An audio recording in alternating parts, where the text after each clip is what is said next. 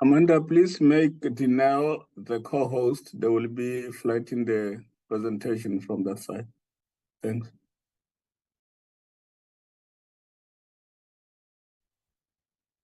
If you can make me the co-host, I'm Mariki Stradum. I'm Marina, but the account is Mariki Stradum. I'll be flighting. Noted, Marina. Amanda, Mariki Stradum for co-hosting. Must it only be Mariki? Mariki, yeah, Mariki Stradum. She would be flighting, yes. Okay, noted. Thank you very much, my sister.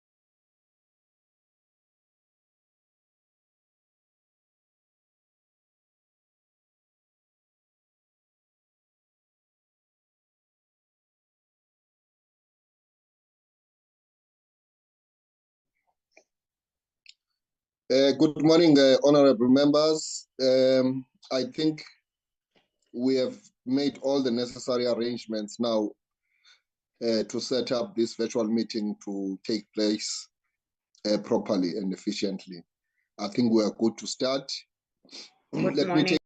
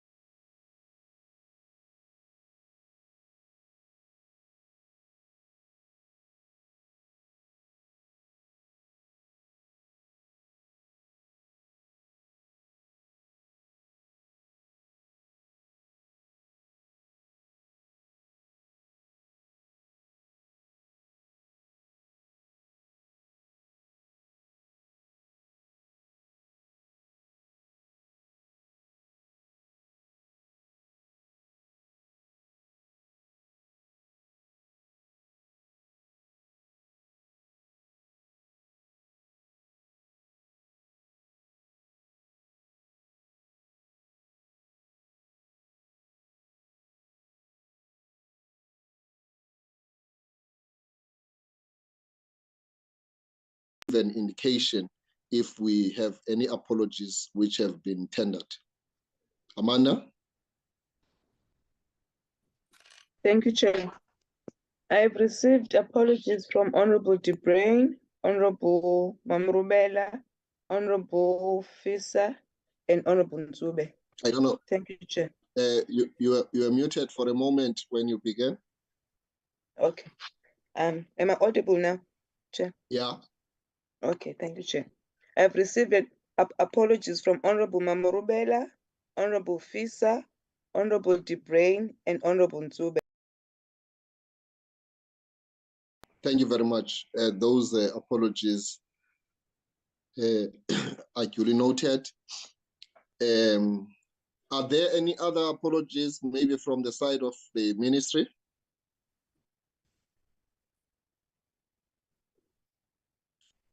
No apology. Now, there will be no apology, Chair.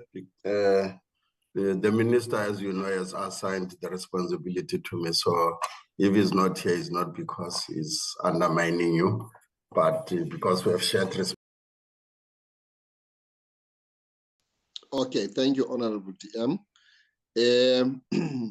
Well, having said that, then let's welcome you, TM.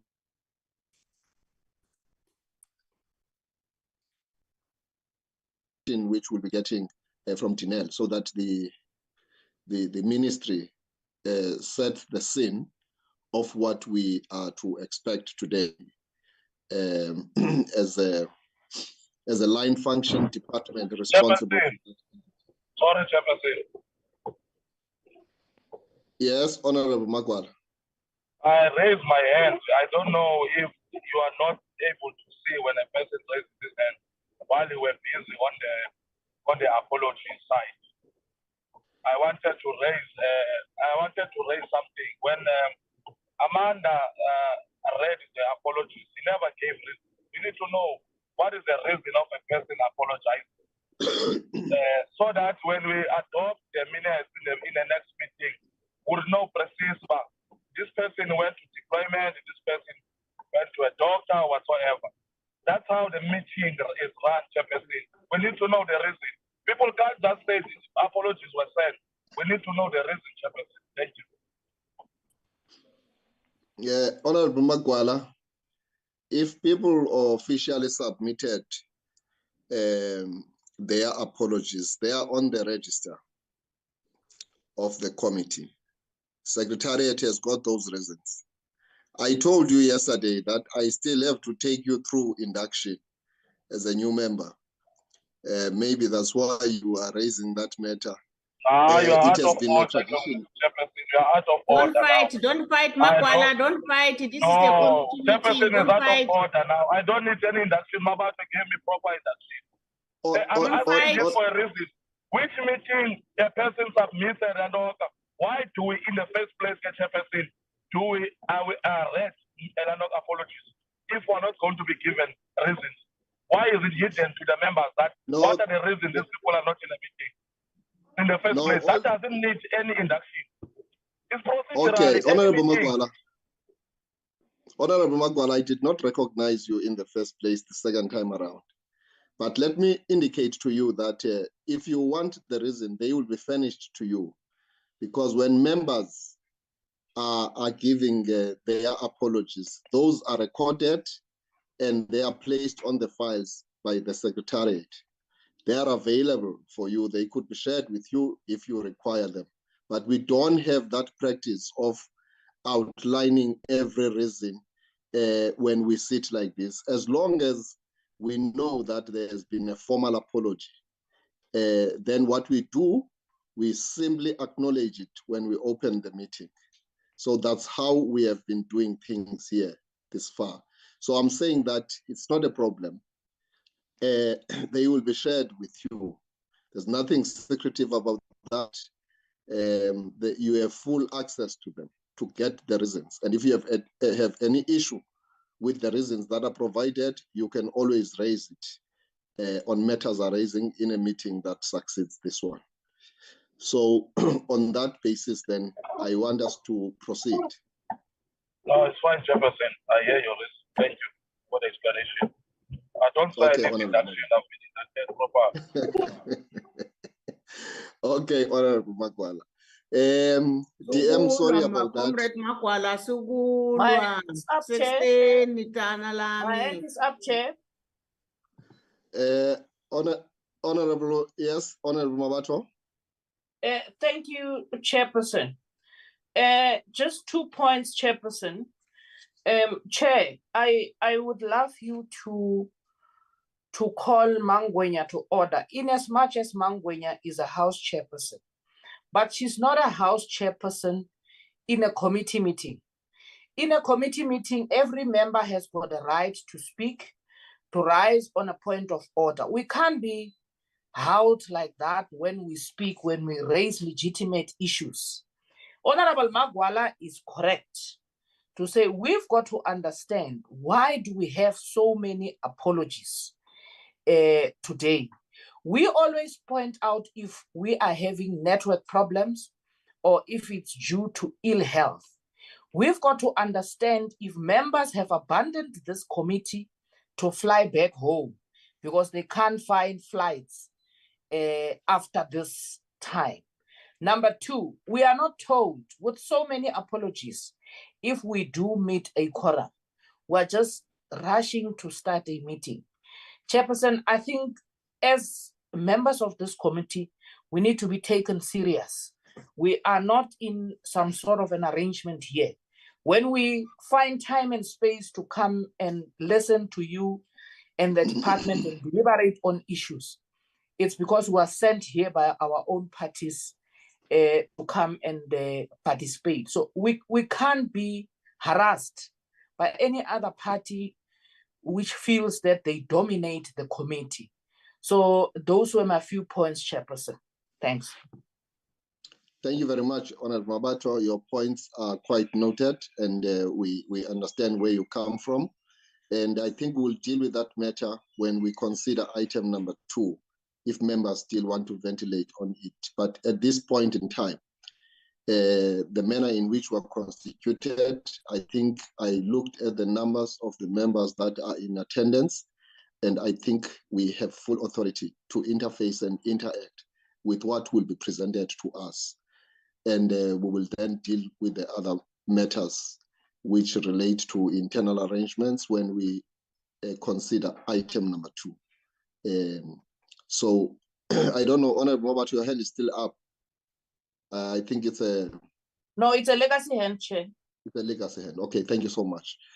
Having said that, honorable members, I want to take this opportunity now to invite the Deputy Minister of Public Enterprises, Honorable Obed Bapela, to lead the presentation.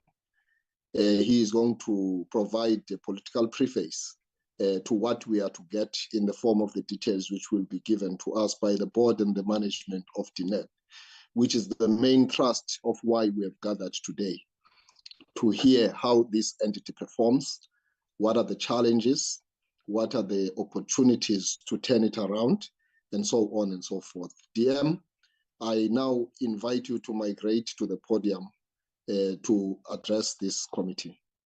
Over to you, Honorable Obed Bapela. No, thank you very much, Honorable Chairperson Zolani Mgiva, and all members of the Select Committee on Public Enterprise and Communications present, the chairperson of the Denel board, Gloria Sorobe, who is present, and all other board members who might have joined. And then also greetings to the management led by Group CEO Acting, Mr. Mike Hobe, and then all the DPE officials that accompany. Chair, we have been invited by yourselves to come and present the state of affairs in as far as Denel is concerned. And indeed, we are here to do so. But as practice, usually when there's a board, we do not speak long because the board chairperson will be the one then that goes into the content preparations and also introducing the management after I'd spoken, but obviously through your chairing. Chair, Denel is on the recovery path, and indeed it has turned the corner. All positive signs are now in place that we are going somewhere, there's direction, and then the future is brighter. We obviously, as they present, they will then show you the path in which we are traveling from stabilizing the company, which was on ground zero, towards sustaining it. And then the last phase will be the growth path in terms of it going back to its glory days and performance and so forth. The challenges of Denel, I think, ought to be noted by members, and they are well known to all by all South Africans. Corruption was the biggest activity that really collapsed the company to ground zero, as I always say. And an evidence of such corruption, I think, was documented also in the State Capture Commission, known as the Zondo Commission. Members can continuously from time to time refer to that, and you will see how big that corruption was. It has really destroyed the company to a level where it was not able to pay salaries for a period, and then workers who are professionals because they really specialize in professional skills. Some of them have left to join greener pastures elsewhere in the world, and then others went into the industry and then so forth. Now, getting them back is a challenge. I think it will also be indicated in the report. And with those departure of the skills, they are now rebuilding. And I think the turnaround plan, which will be presented as to what it is, how it's been operationalized, how is it helping in the restructuring and the building, how is it stabilizing its finances, how the capital recapitalization of the 3.4 billion rand, which was announced by the minister in the medium budget policy statement in October last year, is now beginning to make things easier. But the money only arrived at Denel this year in March, 27, 28 of March. And it's only now that is flowing into the system. So from April, May, it is only when Denel was now beginning to fulfill its obligation to pay the salaries that were due to the workers and so forth. The board is in place, led by Ms. Gloria, as Robert has earlier indicated. And in the management, obviously, is still acting management at the top, the group CEO and the group CFO. They'll also be telling you that, and all the challenges that are still there, they'll also be indicative, including the issue of the annual report. I mean, not annual report, the auditor generals not having done the audit reports, but what is now the progress around that issue, it will also be indicated as part of the challenges, and the recruitment of staff, obviously, to make sure that there's permanency at the level of the staff. It will also be indicative in the report. With that, Chair, I'll therefore say that will be my opening remarks, but the board chair will then go into further details. Thank you very much.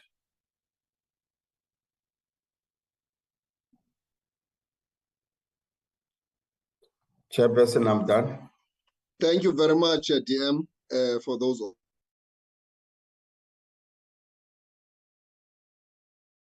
I wish to invite Mayor Gloria Recording Sirobe, stopped. to lead the board in making this presentation to this committee. Mayor Sirobe. Thank you. Thank you very much, Chairman. I thought I must put my camera a little bit, even though it's a burden on the network loading. So, but just to show that I'm not a robot. And now that I've presented my face, if you don't mind, Chairman, I can switch off the camera again and go into the presentation. Let me thank you very much for inviting us. I hope I am audible because I keep losing the chairman. I don't know if I'm the only one, but let me thank you very much for inviting us today to present the status of Denel. We are in a little bit of a better space now. We have been in this committee Recording Uh, in progress. when things were very tough. And I want to, even before we start, to really appreciate the support from DPE, our shareholder department, and also this committee and other committees of parliament, because we have been given a lot of support. That's why we are where we are. And we had to look up to the shareholder and also the government to help us fiddle with this thing of correcting what is a distorted Denel.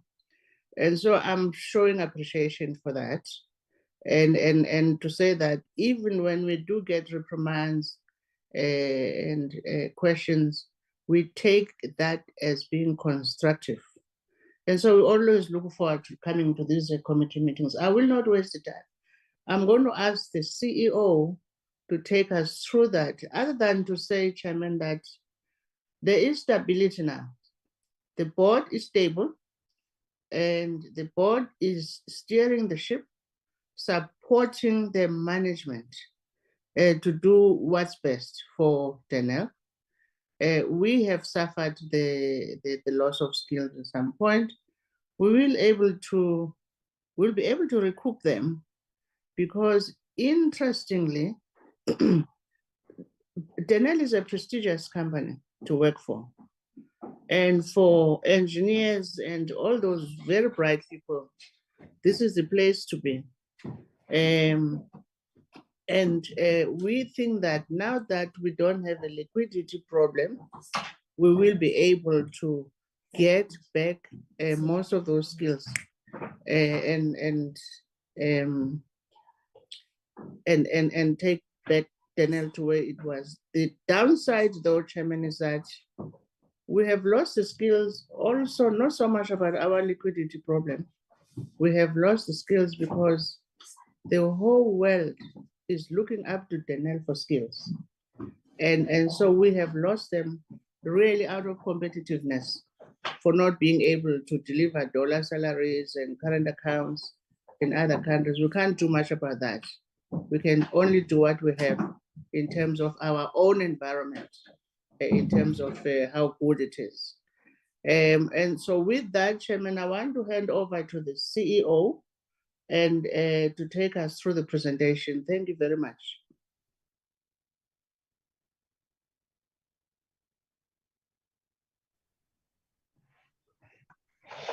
No, thank you, Chairperson.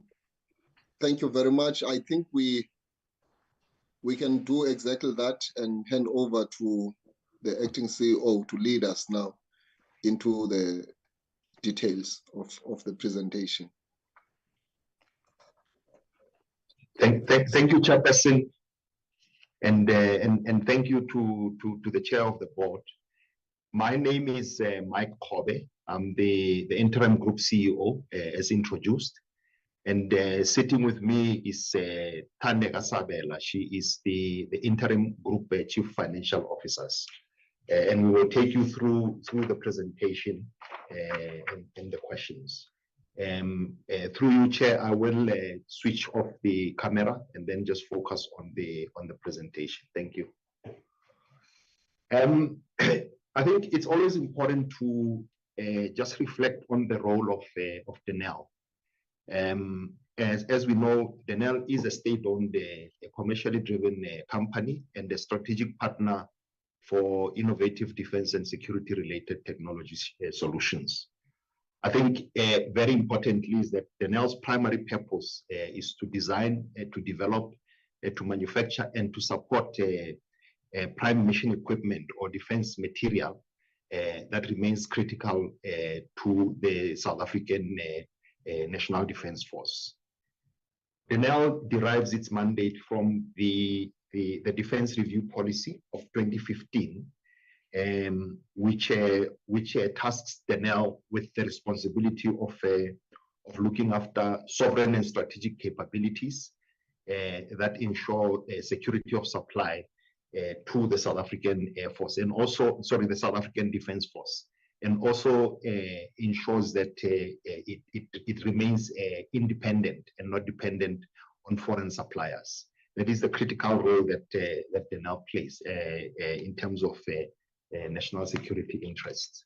If we move to the next slide, just to reflect on the capabilities of Denel, to say that we are active in the different battle spaces within the army with the landward forces. We support the South African Army as an OEM, original equipment manufacturer, and also provide maintenance and support of the systems that we have supplied to the army.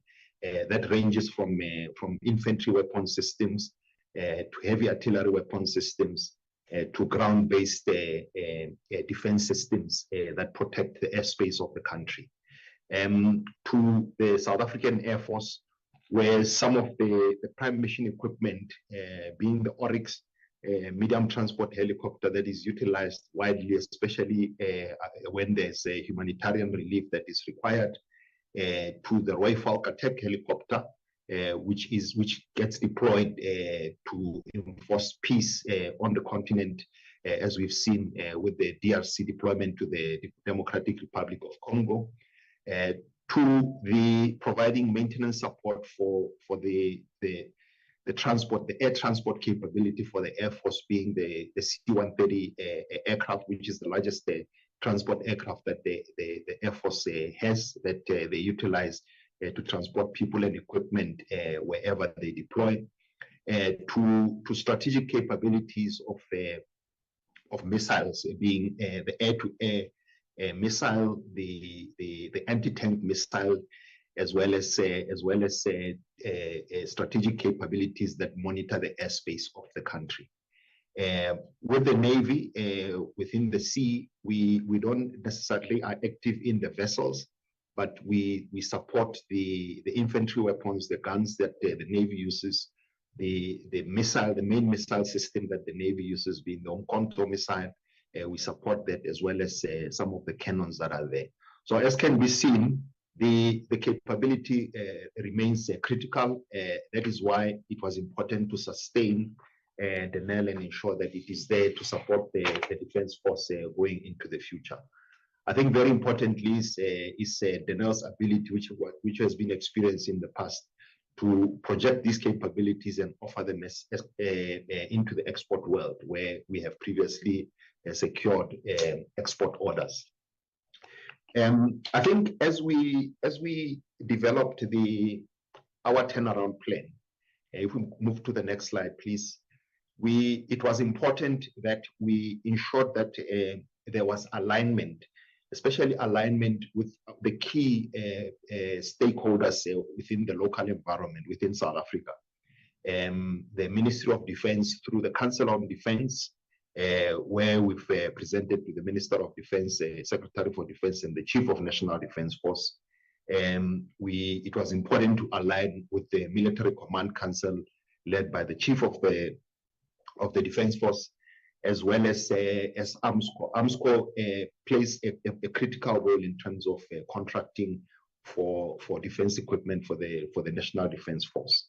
And what we have done with AMSCO is we have established a memorandum of understanding that manages and regulates the relationship between us, because ultimately we are both state-owned companies, and our interest is support to the National Defense Force, and it was important that we align in terms of how we support the Defense Force effectively going forward. I think this slide just details some of the key engagements that we've had, is just to create visibility that there has been quite extensive engagement in terms of socializing the turnaround plan that we have, so that it is widely accepted. And obviously, the Department of Public Enterprises, as the shareholder department, we have had extensive engagements with them, supporting us with our engagements with National Treasury to ensure that there is alignment in terms of sustaining the business going forward. I think, Chairperson, especially from the engagements with National Treasury and with DPE, there has been an establishment of a monthly monitoring committee, which monitors the performance of Denel, particularly considering that the business has been recapitalized by the shareholder to ensure that all the conditions are met. Part of that committee, involved in that committee is the DPE chairing the committee, with National Treasury participation, as well as the Department of Defense, because we offer services to the Defense Force, and AMSCO as the contracting agent to ensure that the contracts that AMSCO places on us going forward will be monitored accordingly and be delivered to the Defense Force. If we move to the next slide. So as we developed this turnaround plan, our approach was to have an introspection of reflecting on where we were with the challenges that we had in the past, and to look at the external environment and how we're going to respond to that external environment, have a review of the internal environment in terms of some of the skills that we have lost. How are we going to move forward to the desired state? And I think that moving forward requires a strong leadership, and led by the board. We then developed that turnaround plan. I think the DM alluded to the different phases of the turnaround plan, which talks to a stabilization phase, which seeks to stabilize the organization because the organization was wounded, to a phase of sustaining the business and ensuring that the business is sustained to grow into the future. Just as an indication of some of the stabilization activities that we've been involved in, and as part of the plan, the funding of the turnaround plan was a two-pronged strategy. Was internal funding, sourcing of internal funding by Denel, identifying assets that the business has that the business can identify as non-core, no longer required to support the Defense Force, that they will not impact on strategic capabilities. And then the other part of the funding plan was the recapitalization, because where the business was, it was not able to sustain itself just with the internal sourcing. So the recapitalization became important. We made progress in the past year, 2022, where we were able to unlock some of the funding from internal sources. We talk about the Denel Medical Benefit Trust, where we had surplus funds in that medical benefit trust, and we're able to unlock that. And it is through that what we would term be DMBT that we're able to sort of create some stability for the organization, where we had not paid salaries to employees, where we had not paid some of the suppliers that we owed money to, and some of the suppliers wanting to liquidate us. We needed to create stability, stabilize the workforce, pay the backlog of salaries, start to normalize our tax affairs with the receipt of revenue, and start to settle some of the outstanding debt with some of the suppliers that we've had. We were able to stabilize the workforce, and since around September last year, when we stabilized, we have been able to get people to come back into work, because part of the problem that we had, Chair, was that the people did not have the means to come to work, and we needed to deal with that. That's why it was a priority for us to pay the legacy salaries. Today, as we speak, we have settled all the outstanding salaries, as well as third parties related to the salaries, with payment plans where possible, or rather were negotiated to settle the balance of it. If we move on to the next slide, please. the turnaround plan looked at the way the organization is structured to today, and we are busy implementing this plan. We have 6 operating divisions within Denel. These 6 operating divisions are fully fledged operating divisions with the support functions like finance and HR and ICT. Our plan is to rationalize this cost structure, because it is a cost structure, to rationalize the cost structure, to make the cost structure also fit into the revenues that we currently are executing. And it is through that we identified that we can reduce the footprint of the organization to lesser divisions than the 6 currently that we have, and also to introduce a shared service model that looks at a central function for finance, HR, ICT, and also rationalize some of the enterprise resource planning systems that we have, which also makes for easier generation of reporting going forward. So we set up a shared service model that would be led from Denel head office, and we then rationalized the divisions from the current 6 that we see to the 4. And I'll talk a bit about how that rationalization happens if we move to the next slide. So effectively, we went back to our core responsibility in terms of our role and mandate. We are an aerospace and defense company, and it was important that we become a customer-centric in our business models. So we organized ourselves along the different dimensions of the battle space, as we normally term them, into landward capabilities, which primarily support armies or land forces, into air capabilities that primarily support air forces around, not just our air force, but also around the world. And then we had a focus on the missile business, which is a very critical part of the business that needs to be rebuilt, because it was the missile business that we lost a lot of the skills. We've created a focused missile business called guided weapons, where we will do what we call precision guided munitions, as well as missiles. And then the 4th division, operating division, being integrated systems, where we do complex integration of engineering solutions. This is as an example where the protection of the airspace through the ground-based air defense system is done through this entity called Integrated Systems Solutions. So the grouping is along those 4.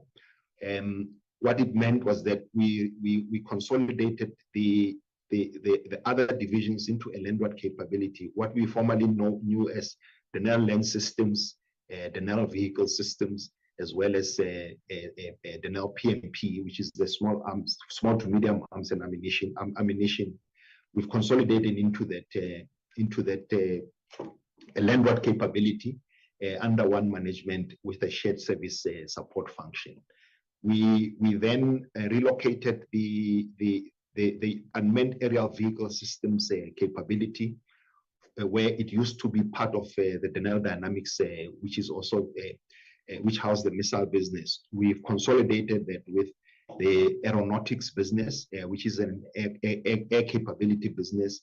Very similar skill sets in terms of design and development of some of the unmanned aerial vehicles. So we've grouped the skill sets in a similar fashion. We then, as I said earlier, separated the guided weapons so that we have a focus on rebuilding that capability going forward. The capability still exists. We are still able to build missiles. Just very recently in December, we were able to deliver missiles to an export country. So the capability exists. It's a rebuilding phase, as DM has said. that we are in the process of. And then lastly, as I mentioned, which is the fourth, is the integrated systems capability. The next slide shows you the groupings of the different of these different entities that I've spoken about, where we have Denel at the center, this is a state-owned company, LTD, the legal entity, through its head office, sitting at the center, managing IP, because we know that IP has been an issue in the past, have strong management of the IP, and also manage relationships with the associate companies and subsidiary companies that we have. Today, as we speak, Chairperson, we have Rheinmetall Denel Munitions, where we own 49% of that company through a partnership with Rheinmetall of Germany, one of the largest defense companies in Germany that owns the majority of that share, being 51%. Barrage Dynamics is a company that is domiciled in the United Arab Emirates in Abu Dhabi. We have a joint venture with the Edge Group. The Edge Group is similar to Denel, state-owned defense company in the UAE, and there we do the precision-guided munitions. And the third entity being Hensoldt Optronics, local here in South Africa, in Gauteng, where we own 30% of that company. So Denel SOC is a shareholder representative in those companies, and we continue to participate at the board level and at shareholder level with the other shareholders. And then structured in those four entities as we reflect the core capability areas of guided weapons, land, air, and integrated systems, with a common shared services that supports the entities. And all of this is built on a strong governance led by the board, with policies and procedures that the company has, and customer markets, customer facing. And this is our rationale, is that we have to be customer centric and have a market facing operating model. If we move on to the next slide.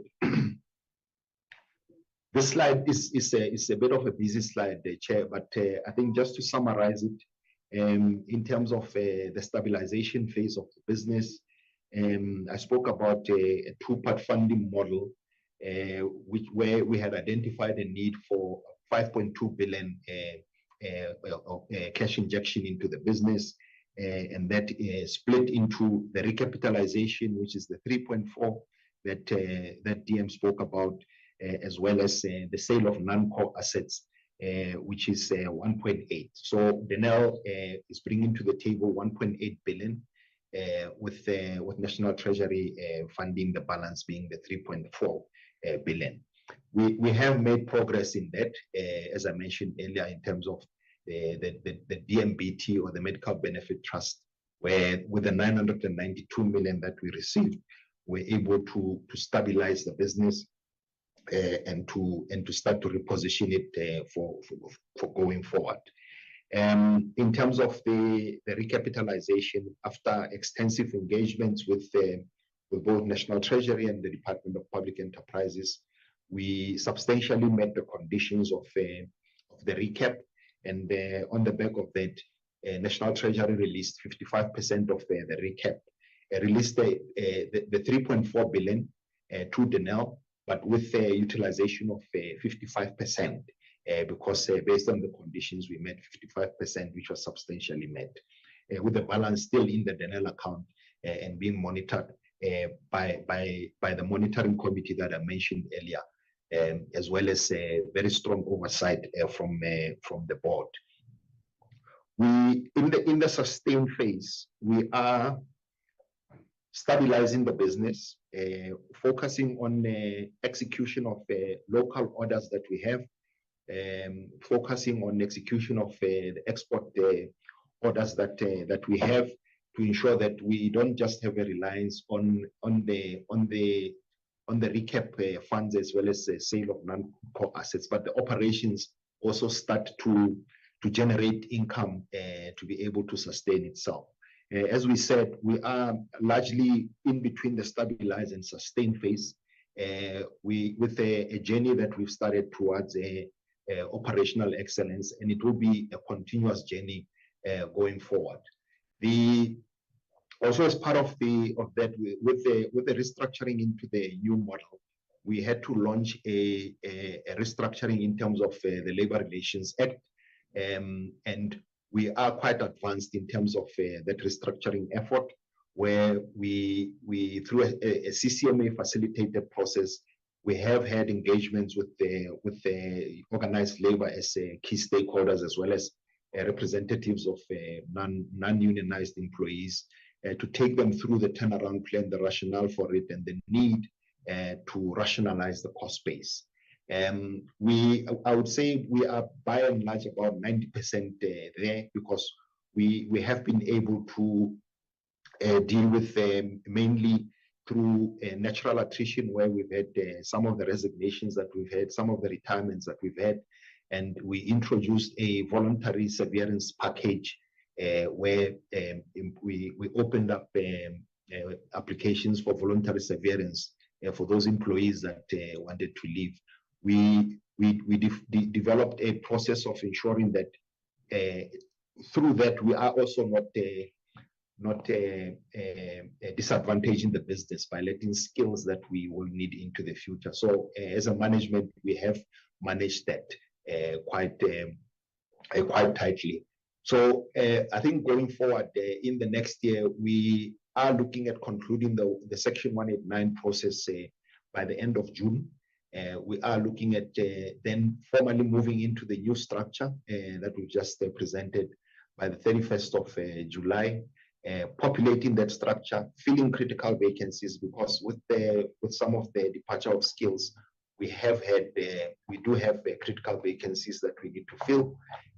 We need to build the leadership and the capacity at an executive management level.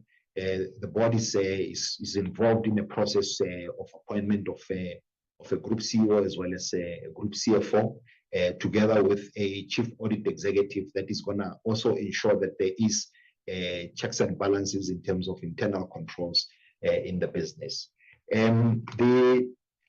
The last phase, and it's going to be a continuous journey, is to identification, and there is an opportunity pipeline. Maybe let me start off by saying we have identified an opportunity pipeline. That opportunity pipeline, based on capabilities that we have, we believe is in the order of 30 billion, both local and export.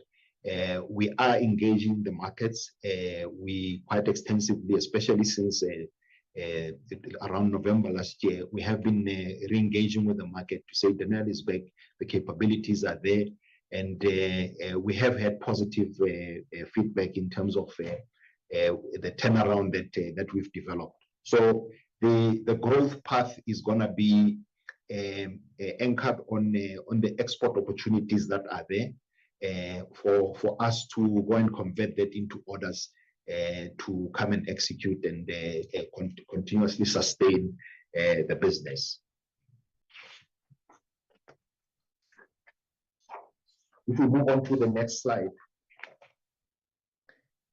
Chair, these are the capability areas. Maybe what we will do is we will talk to these capabilities through the numbers when my colleague takes us through the numbers. But just at a high level to say that the air capabilities, as I said, relates to the aircraft maintenance and repair, as well as being a design authority or OEM, original equipment manufacturer, for some of the aircraft. We have a test range in the Western Cape next to Bredasdorp, called the Overberg Test Range.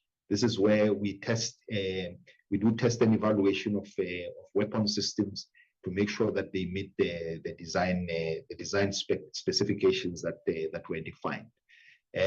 We have also integrated the unmanned aerial vehicle capability into the air capability. Going forward, it will be part of this capability. And I think the iconic Rooivalk attack helicopter forms part of this capability. So there's a capability that supports primarily air forces, but it can also support other. Even in the civil aviation space, we have identified possibilities of doing work there. If we move on to the next slide, please. As I mentioned, Chair, we are focused on rebuilding the guided weapons capability, where we have built world-class missiles, the surface-to-air missiles, which are launched from the surface, from a ship, a sea vessel, to a landward vehicle, to standoff weapons or precision-guided weapons, where we have the technology of making a bomb to fly and to go and hit the target accurately. We will retain that. The air-to-air missile, which are mounted on our Gripen fighter aircraft for the South African Air Force, we are rebuilding that capability, as well as the surface target missiles. Typically, these are anti-tank missiles that would be shot from a helicopter to tanks on the ground. And the Ingwe missile. The Ingwe missile is the one I referred to earlier, that we delivered quite a significant number of Ingwe missiles to an export country in December. So it talks to the capability that is still there. With the surface-to-air missile, we are busy with an upgrade program for a European country, which is also on track in terms of our program reviews with the customer. So our focus is to rebuild this capability. It is as we said earlier, it is the one that we had the largest skills loss in, and part of the rebuilding of it is to do things differently, is to identify core strategic capabilities that we keep internally, is to then look at those that can be done by local industry, to partner with local industry and work with them whilst we protect the sensitive IP within Denel. And we are progressing quite significantly in terms of that. If we move to the next slide, please. The landward capability, which is a significant growth area, it basically consolidates three capability areas. We talk about mobility, which is the vehicles and the design of vehicles. We talk about a firepower, which is the guns, and the guns can be the artillery, the big artillery systems. It can be the smaller infantry weapons like your R4s and so forth. We have the full design capability to do that. We have the ability to integrate some of the big guns that we have, like on the G6, onto a vehicle platform, and offer those solutions not just for the South African Defence Force, but to the export world. We'd recall that we've had quite significant success with the G6 in the G6 in the export world, where we have sold it to three countries outside of South Africa. And the G5, we sold also the G5 to another one country. And as we speak today, there's a lot of interest on the next evolution of the G6, which is the big gun that our National Defence Force has, to what we call the T5. It's a self-propelled big gun that can fire quite long distances. There's a lot of interest in that. And we are planning some trials locally here at one of the test ranges that we have owned by the Department of Defense to showcase this capability and also to get export orders from here. So this business, the third part of this business, Chair, is the small to medium ammunition, which is the PMP business, where we produce bullets for small to medium weapons. The last capability area, if we move to the next slide, is the integrated systems solutions. This deals with the integration of complex systems, sensors. It talks to the ability to move into the civil security space. So part of our repositioning is to have a focus with this entity to deal with civil security solutions, to look at cyber, because cyber attacks are becoming a norm. And this is a capability that we are growing into some of those spaces. Through this capability, we are talking to other state entities to look at offering civil security solutions to deal with the vandalism that is happening in the country. And then if we move to the next slide, just as a summary in terms of people, as at the end of May 2023, we had 1,647 people employed in the organization. There are still planned exits in terms of retirements. There will be opportunities in terms of vacancies that we've identified as critical to the business that we need to fill. But this slide just gives you an indication of the people where we are, that we are an organization of 1,640 people as we speak today with those splits. I won't go into the detail, but just as a summary.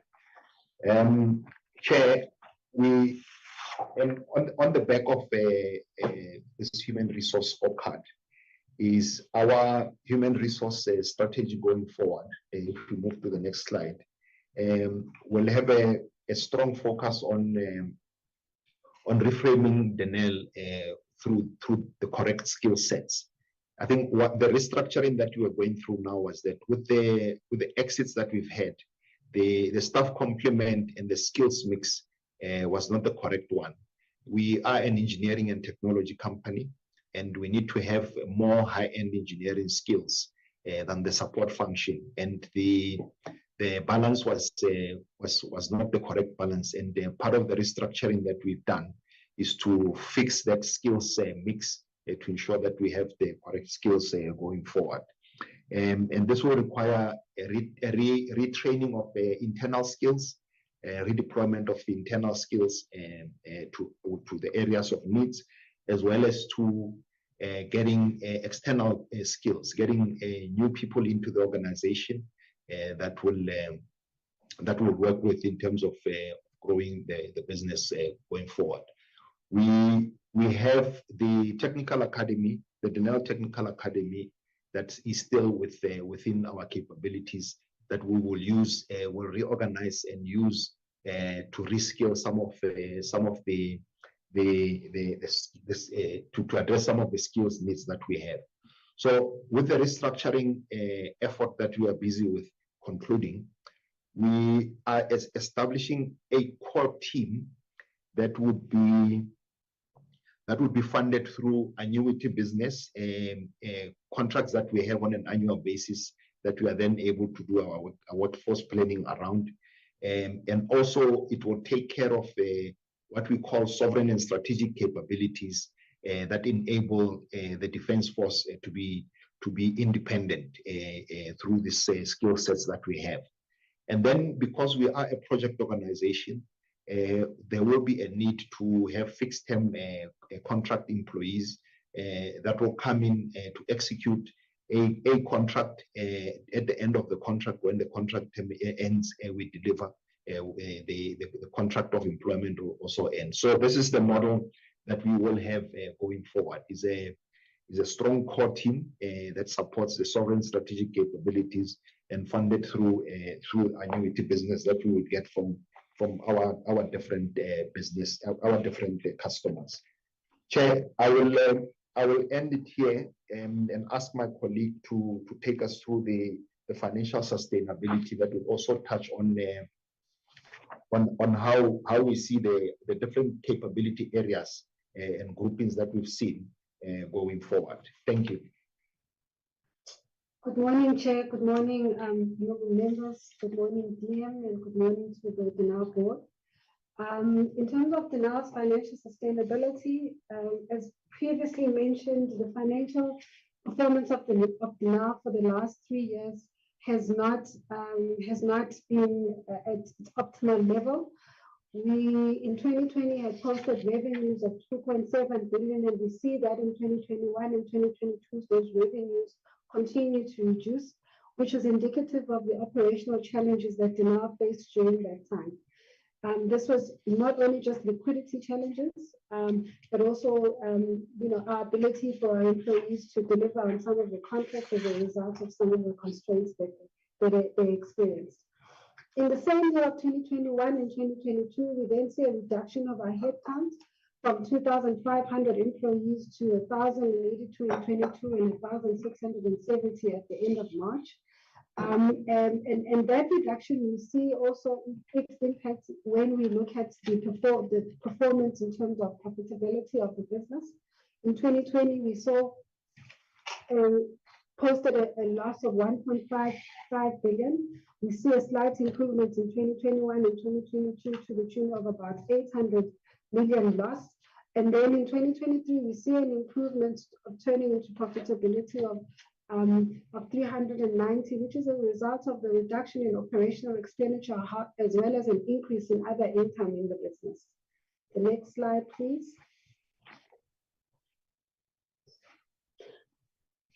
Our solvency position had been an issue. We had been insolvent since 2020 as a result of poor liquidity and delivery in the income statement. However, in the year 2021 and 2022, we received a recapitalization of 3.6 billion, which was utilized to restructure Denel's balance sheet and improve its balance sheet through the repayment of the bonds which were guaranteed by the government. Whilst this improved the solvency position, it did not necessarily address the profitability and operational challenges that were faced by Denel. And therefore, the funding of the strategy that we spoke about became quite clear, which was a combination of the unlocking of cash from the sale of non-core assets, as well as the recapitalization that was received. This allowed then for stability, not only in the balance sheets, but also in the operations to deal with some of the burning issues that Denel had experienced, both from the internal, which was the employee side, as well as our external stakeholders in terms of some of our creditors that remained unpaid. At the end of the 2023 financial year, we then were able to post a solvent position of 3 billion, which took into account the amounts received from the Denel Medical Benefit Trust, as well as the recapitalization received. We then also saw an improvement in the cash position at the end of the financial year, because although in the previous years we were cash positive, that cash was really ring-fenced for specific contracts, so it was utilized to keep the business going for some of the contracts and just to keep it afloat whilst we unlocked other avenues of revenue and cash. So the big spike in 2023, as the DM has mentioned, is the receipt of the recapitalization that was received right at the end of the financial year. The next slide, please. Supporting the turnaround plan, it was quite critical that it was supported by a credible funding plan that would take Denel out from its legacy obligations into the growth phase. The recapitalization or the funding plan looked at different elements of turning Denel around. In the key areas was to deal with the critical elements to stabilize the business, the growth phase of business in terms of capex and long extending structural requirements in the business, but also the requirements to deal with current and legacy obligations that were hindering Denel from going forward. The members will recall that it was published that there were some entities that had taken Denel into liquidation. And so the combination of the DMBT funds and the recap that has been received has allowed us to be able to deal with some of those burning issues. The recap, the funding required for restructuring Denel was 5.2 billion. As mentioned by my CE, it was split into two, 1.8 coming from Denel and the 3.4 coming from the government. It enabled us to then deal with payments of outstanding salaries, payments of some of the critical suppliers that were critical in unlocking the operations and delivery going forward. And then payment or submission of payment plans to some of our critical suppliers, particularly SARS, so that we can unlock or stabilize the tax clearance position of Denel so that it can continue to operate. The 992, which came from the Denel Medical Benefit Fund, then when received in August, allowed for this stability, and the remainder of the funds will then be utilized to deal with some of the obligations that remain with some of our suppliers. The next slide. In implementing the turnaround, we were quite aggressive in terms of the order book and what we envisioned the order book would look like in the next year and 24 months. Based on the market research, it was quite clear that there's elements of the order book that can be increased internationally. And so there's an aggressive increase in export orders that we expect in the next 3 years. We expect also in the next 2 years to have an increase in revenue based both on the orders that we expect to receive, as well as the orders that we have at hand and the execution of those orders. So the structural changes in the turnaround, we're really gearing to make sure that the operations are able to deliver to the clients on the orders that we have in hand. Not only just delivering the revenues, we needed to make sure that we deliver to customers on profitable margins, and we expected that those margins will increase to from 20% to 25% in the year 3 of the turnaround plan, whilst improving the operational profits to 8% in year 3. We also then plan to sustain the solvency position that we have from year 1. So from year 2023, we expect to maintain the solvency position over the 3 years and show an improved debt equity ratio at acceptable industry levels for the 3 years. It's quite critical that we maintain the solvency and the debt equity ratio, because that allows us then to fund our growth, not only just from reliance from the government, but both from internally and other stakeholders, so that we improve growth and improve performance of the entity whilst reducing reliance from the shareholder. The next slide, please. As mentioned by Mike previously, the turnaround plan was quite clear that we needed to be client-centric in meeting the client needs. And therefore, it was quite critical that in some of the areas where we previously know that the market is looking for these products, that we quickly stabilize those businesses and show growth in the revenues over the period. The guided weapons is one of those areas where we expect significant growth based on the requests that we have received in terms of products in that environment. We're expecting an increase of 161% over the 3-year period. The air capability is also showing an increase of 84%. And that's linked really with concentration to the local markets. And also assuming that in discussions with the local markets, there is a review on pricing and some of the products and supports that we provide, so that the pricing is marketable for Denel and aligned with industry. The landward capability is also expected to see an increase of 153% in revenues over 5 years. Also taking into account the market requirements in some of the products that are required from that division, as well as some of the orders that we have on hand on projects that we expect then will provide us with revenue. The one key entity that we expect significant growth is the integrated systems division, where we have been very low market player in that environment, showing revenues of only 55 million. However, based on the market research, we're finding that the typical client wants a solution that integrates all of these capabilities. They want to be able to use the guided weapon of the air and land capability in an integrated manner. And we expect that this entity will grow in that phase. Hence, we're showing such increased growth.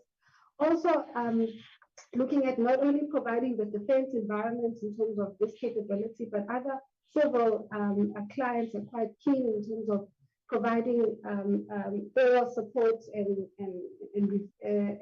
oversight where this capability we see that then they will provide an increased revenue to the business. So we're quite keen. We took cognizance of the fact that we are coming from a low base. The members will recall at a point in time, Denel was making revenues of about 8 billion. We were quite conscious that not to overshoot. There's a lot of work to be done internally. And the projections for each of those divisions took into account the order books that we have on hand, as well as a conservative view of the market and what the market is looking for from Denel. The next slide, please.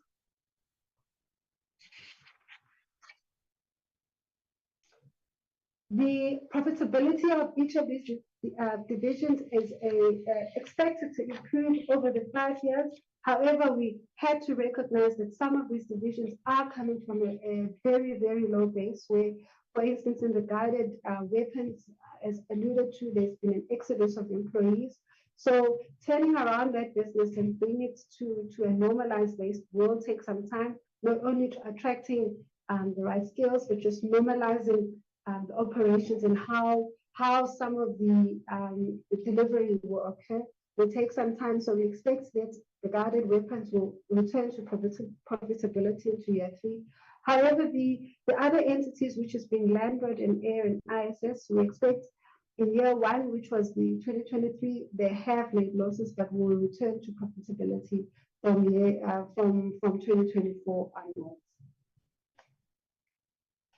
The next slide, please. The status of annual reports.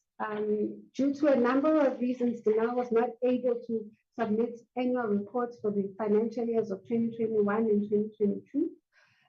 At the back end of 2023, we then submitted to the AG the financial statements of 2021. And then in 31 November 2023, we then submitted the financial statements for 2022 to the auditors for audit. The audit at that time could not commence because the outstanding fees to the AG, which have subsequently tabled a payment plan, and thereafter the audit commenced. At the end of May 2023, we also then subsequently submitted the 2023 financial years. And we have, based on the engagements that we have had with the AG, they will be auditing the years concurrently. They will then advise by the end of this month when the audit will be completed, at which point then we'll be able to communicate the date of the tabling up the annual reports. If you move on to the next slide, in terms of the regular expenditure, we had a cumulative balance of irregular expenditure of 3.2 billion rands at the end of March 2023. The key challenges really that led to the irregular expenditure arose particularly from the period pre-FY 2021, which really came from Denel's misinterpretation of some of the procurement regulations and resulting misalignment of the internal supply chain policy to those regulations, as well as therefore inadequate procedures to deal with deviations, particularly on the single source and sole supply environment. And also the lack of skills in the procurement environment of Denel. Therefore, we saw a high number of irregular expenditure dealing with deviations from competitive biddings, because really that was the space that we battled with when we had to deviate for sole suppliers and single source suppliers. The next slide, please. How we responded with that is, number one, we had to deal with the supply chain policy and alignment with the regulations. And you will see immediately from 2018, we see a significant reduction year on year on the irregular expenditure posted. Since 2018, we've seen a reduction of irregular expenditure by 98%. In the interim, the board commissioned an investigation of the irregular expenditure pre-2018 to ensure that consequence management is actioned in terms of if there's any areas of money of fraud or corruption that needed to be dealt with. However, that investigation could not be completed at the time due to the liquidity challenges. So our key focus in 2023 and 2024 is to finalize those investigations so that we can deal with the legacy irregular expenditure. As well as part of the turnaround, of course, as mentioned, is to recapacitate the supply chain team procurement skills within Denel to ensure that we have the right skills then moving forward in dealing with some of these matters. And then, of course, finalizing the consequence management that comes out of the investigations. The next slide, please. The regular expenditure for the financial year 2023 was 20.2 million rands, which was made up predominantly of two areas: deviations from competitive bidding process and tax clearances not obtained from suppliers. Based on the assessment, there was no fraud or corruption that came out of these matters, this really came out of the some of our products that we utilize, or some of the suppliers that we utilize, are international suppliers and are sole suppliers. They provide critical space into our products, which as mentioned earlier, we submit or deliver to the SANDF. And in certain instances, we would have had to accept or have to place orders on these suppliers without necessarily getting tax clearances, purely because in the absence of that, we would have some of the aircrafts grounded because we were not able to place these orders to the suppliers. So that's really just an example and a bit of context on some of the irregular expenditure for the financial year 2023. I think I've completed. Mark, can move on. Next slide, please. Thank you, Tande, and through you, Chair. I think the priority actions and the way forward that we've determined is that we need to conclude on the restructuring in terms of the Labor Relations Act. Very important in terms of stability of leadership is the process that the board is running with to appoint a group chief executive officer, a group chief financial officer, as well as a chief audit executive. To the chief audit executive coming in to strengthen internal controls and working closely with the audit and risk committee, as well as the rest of the group executive leadership in terms of the entities, the four capability areas that we've spoken about, getting people with the right skills to come and move the business going forward. As I said, the appointment of the chief audit executive will really capacitate the internal audit function and ensure that we improve on our internal controls. We are monitored on an ongoing basis, on a monthly basis, by both DPE and the National Treasury with the DOD and AMSCO to deliver on the sale of non-core assets, what we've identified as non-core assets, because it forms part of that 1.8 billion that we've identified as part of the funding required to take the Denel forward. So it's important that we realize the balance of the 800 million through the sale of non-core assets. That also unlocks the 45% of the recap funds that today is not available for utilization. As we sell these assets, it also unlocks the other funding from the recap. We are expediting the rebuilding of Denel through a focus on normalizing the employee environment, having a value proposition that will attract the right skills. We are making some progress in terms of attracting some of the skills that we would have lost in the past. We've brought them in as contractors.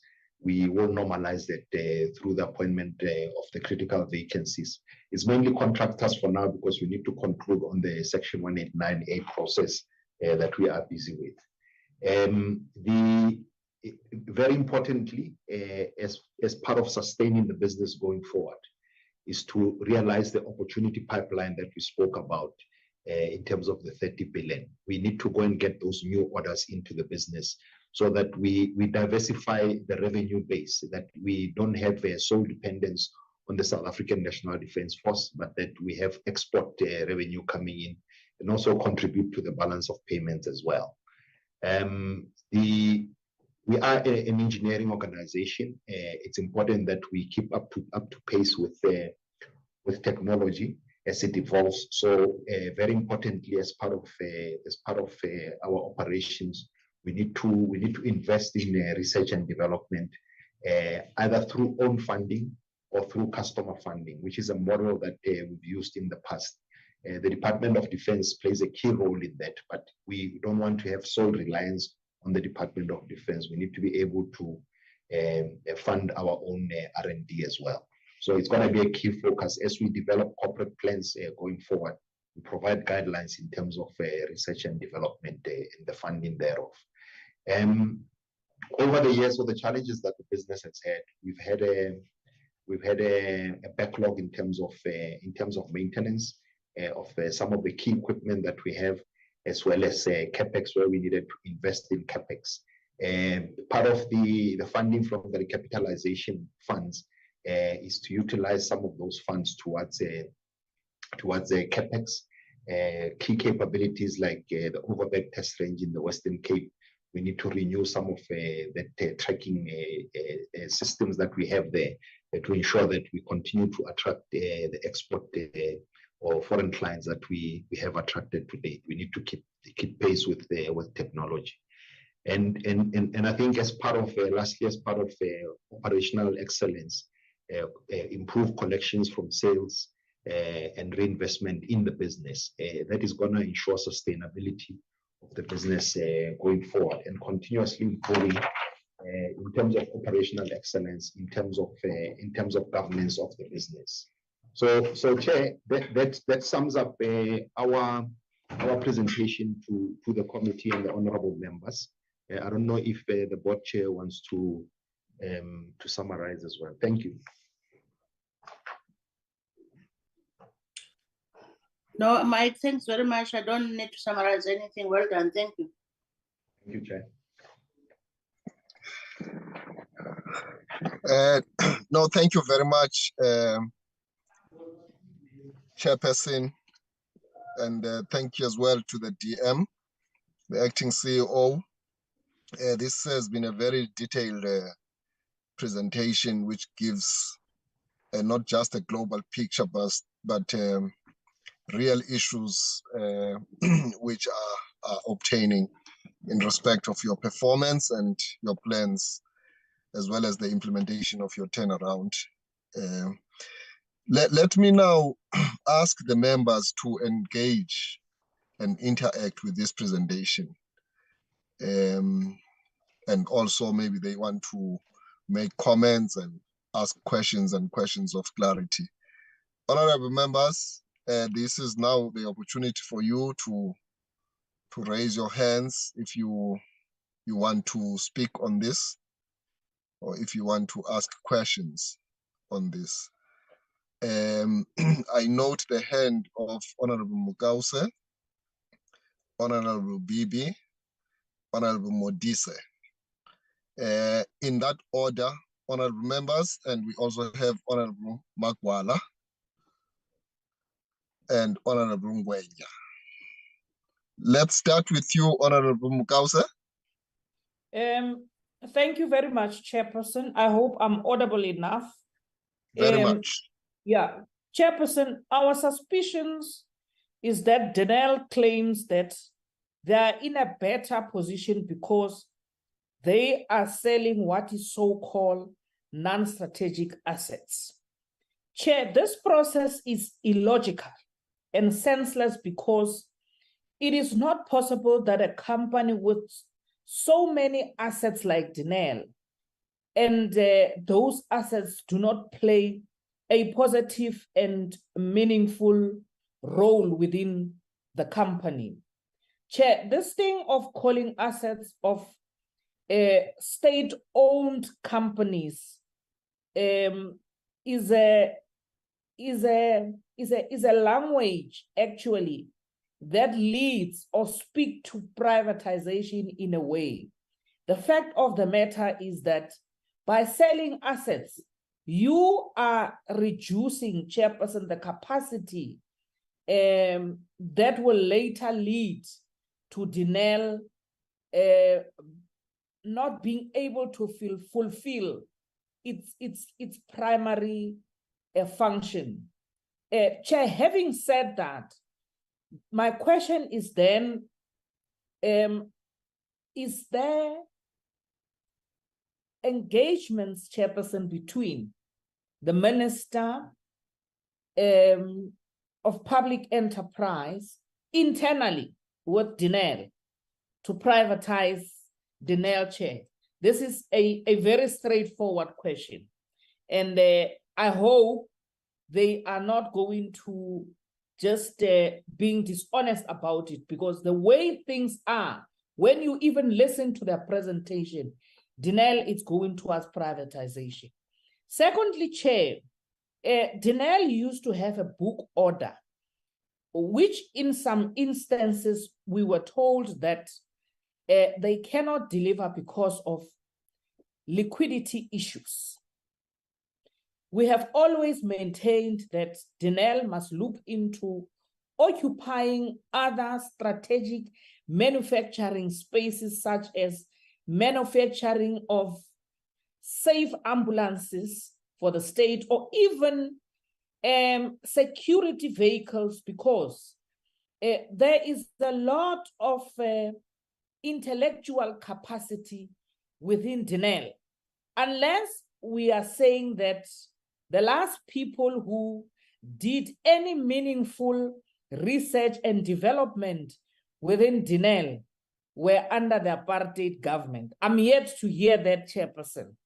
Chairperson, it also looks like there was never a really appetite to retain the skills within Denel. The presentation itself points out that Denel lost a lot of skills to the markets that Denel couldn't compete with. How many of those strategic positions are there still not filled, which can put Denel into a better position if filled, Chairperson? And I'm yet to hear, what were your efforts in trying to retain the skills that you lost within the company? Thank you, Chair. Thank you, Honorable Mukause. We'll now give the opportunity to Honorable Bibi. Mama. Thank you very much, Baba. Good morning. Good morning to the DM, the board, officials, and also our members. Chairperson, I've got two questions.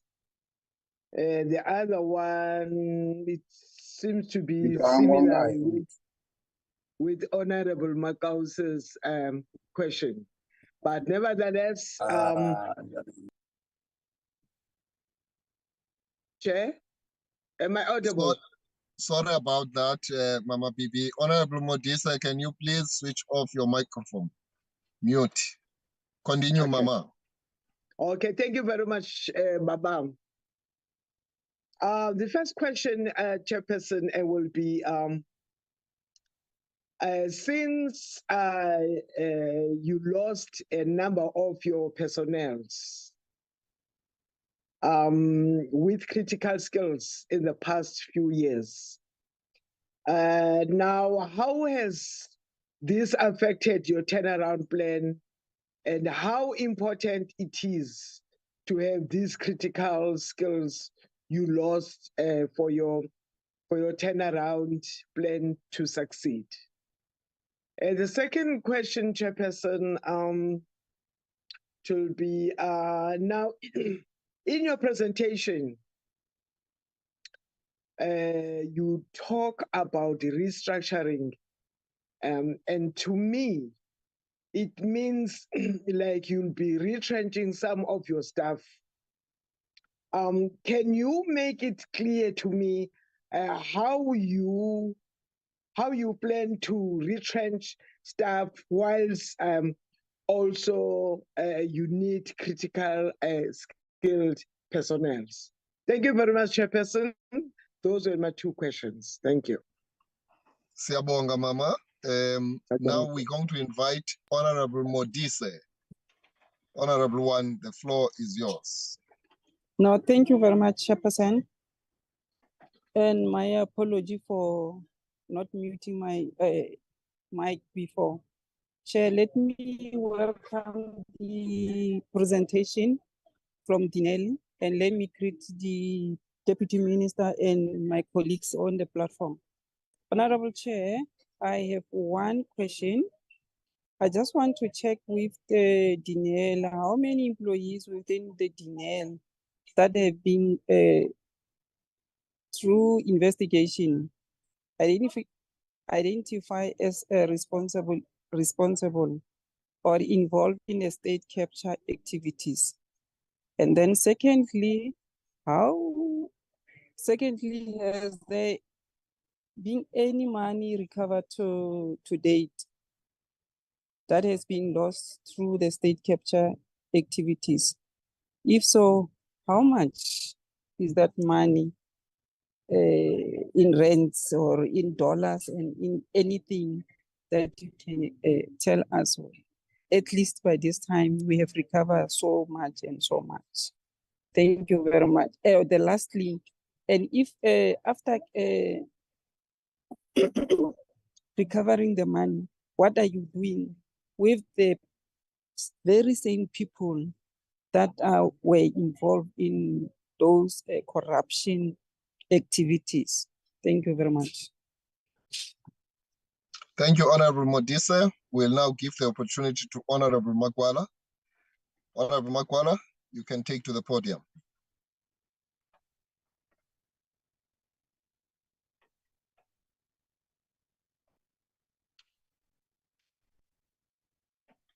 Honorable Makwala.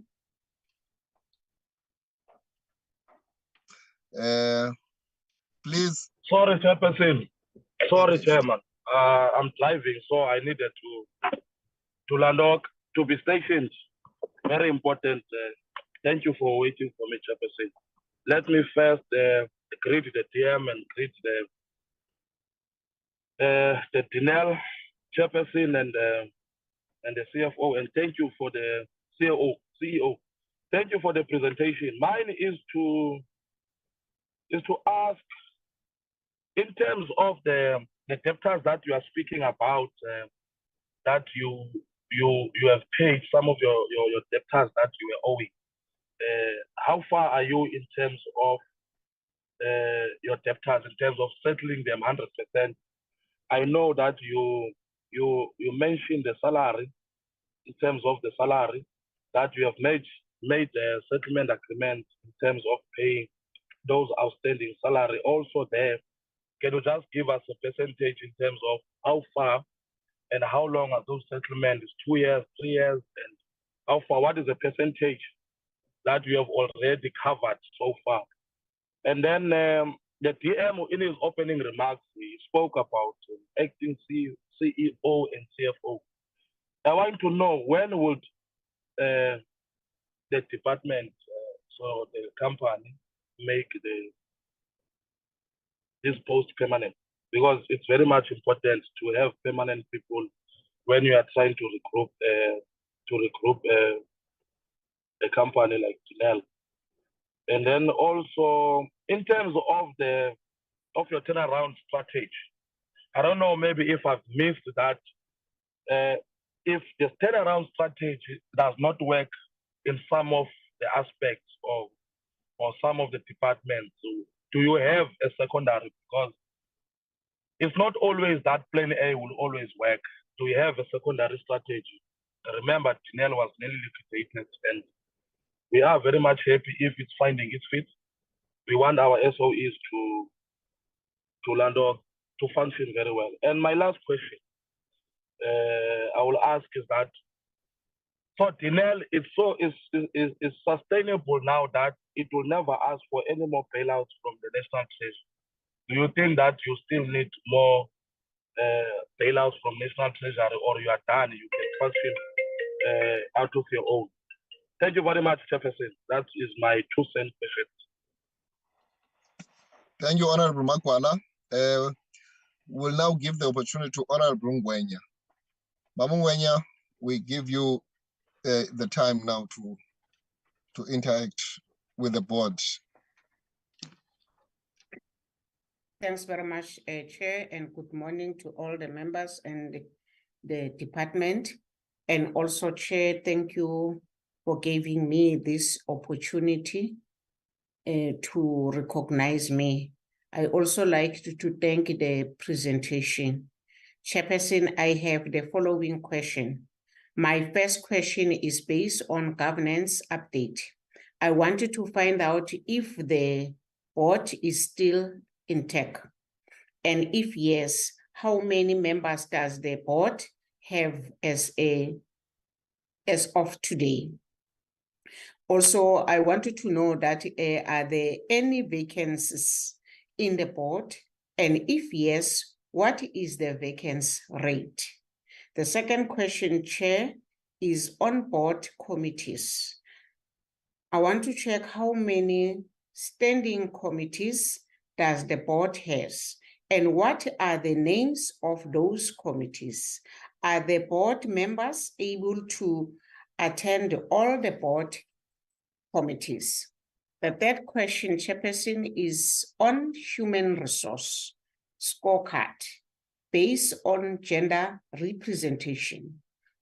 Chair, I want to check why there is only 27% of a representative in Denel. If this is true, this is not accepted.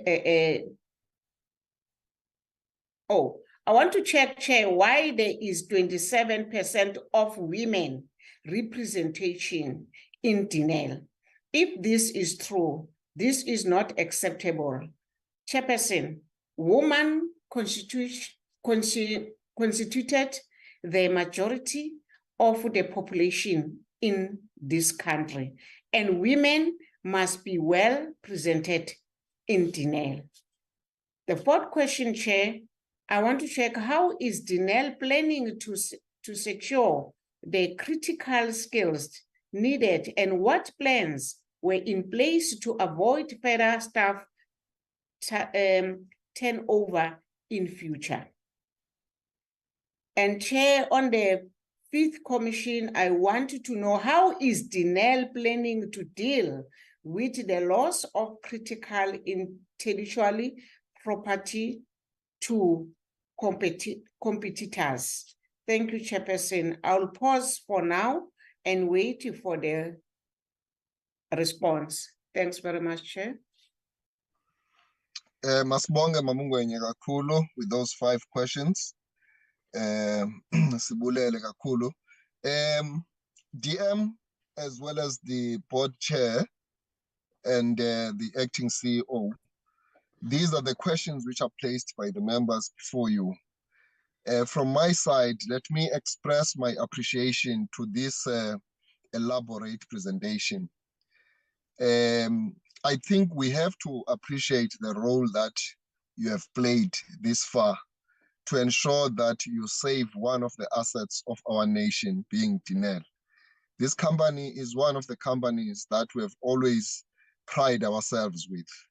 And we're quite concerned when we heard that it was also veering off the track.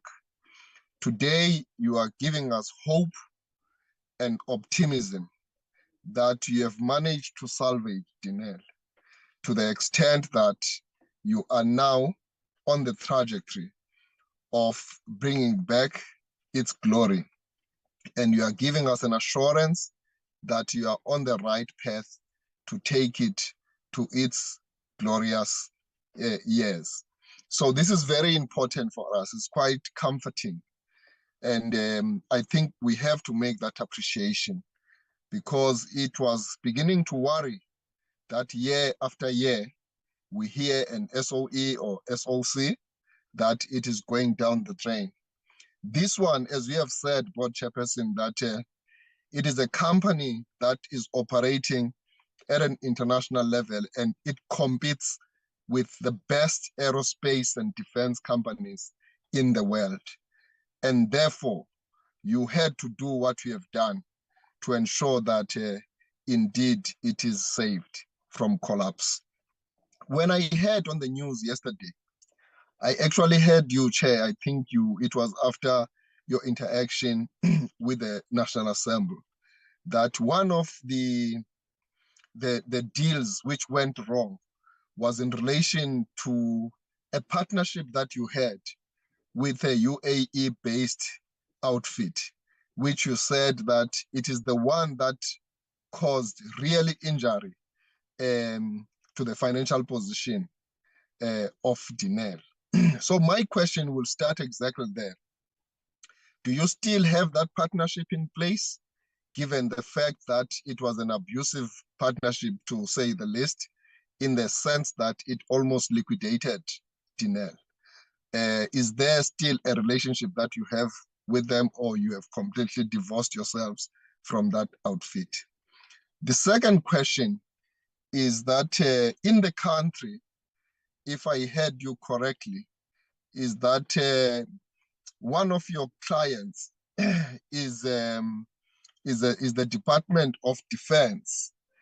And I wanted to check do you have any other clients in the country that you interact with? The Department of Defense is one. Do you also have an interaction of that nature with the departments, for instance, of military veterans? And secondly, given the fact that South Africa is a member state to the BRICS countries, this is a very opportune market, the biggest perhaps in the world, where you could be tapping in. Are you having transactions and projects that you are doing, either where you provide some of your products or even services to countries like Brazil, China, India, as well as Russia? Because I'm sure you could be profiting if you were to exploit the fact that you have such a large catchment in those countries, and these are solid economies which are quite very prominent and instrumental in the global geopolitics. So my question will only be based on those two. Otherwise, as I have indicated, we really appreciate the fact that you are on the right trajectory. And it would also be nice if I were to put it differently. One of the questions which was asked by one of the honorable members, do you have any intention to have private strategic partners? And if that is the case, can you provide details? Because the country takes Denel as a national asset, as I have indicated, and therefore we would be worried if these organizations would, in the final analysis, be privatized. Actually, we are against the privatization of the national assets. So it would be great if you can give us clarity on that question, because it is a daunting question, and it is a worrying issue that organizations like these that are not only meant to make profits, but they are also meant primarily to deal with the development of our society. So we need to strike a balance, therefore, between the two, and not only focus on one aspect of your original mandate. DM, we will now give you the opportunity to respond together with the board chair and the acting CEO. Thank you very much. Thank you very much, Chairperson, and to honorable members for your questions. There was only one question that is directed at the shareholder, which is raised by Honorable Mugawise, and you've just qualified it yourself now around the issue of privatization, and that we should be honest and in responding to it, because there are concerns as we have qualified them now.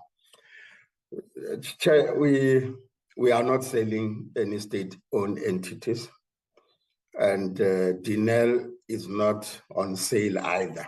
And that has been an honest response. And Denel remains 100% owned, state-owned company as registered. But Denel, like all other companies, is operating in a very competitive space. And then what then we had then agreed as policy and as government across is to have what you call strategic partnerships. And a strategic partner, it's not selling any, they don't take ownership or a percentage of the shares in a state-owned company. And the only incident, unfortunately, is the one of SAA, as you know it. It was in business rescue going towards liquidation. And then whatever then was going to happen, either it goes down and out, or you get people that can salvage it. And then unfortunately, those people were hard negotiators. But in as far as Denel is concerned, maybe because the agenda is more on Denel, and that one was just an example of if a company is in a business rescue, and Denel nearly went into business rescue, and it could have gone either way.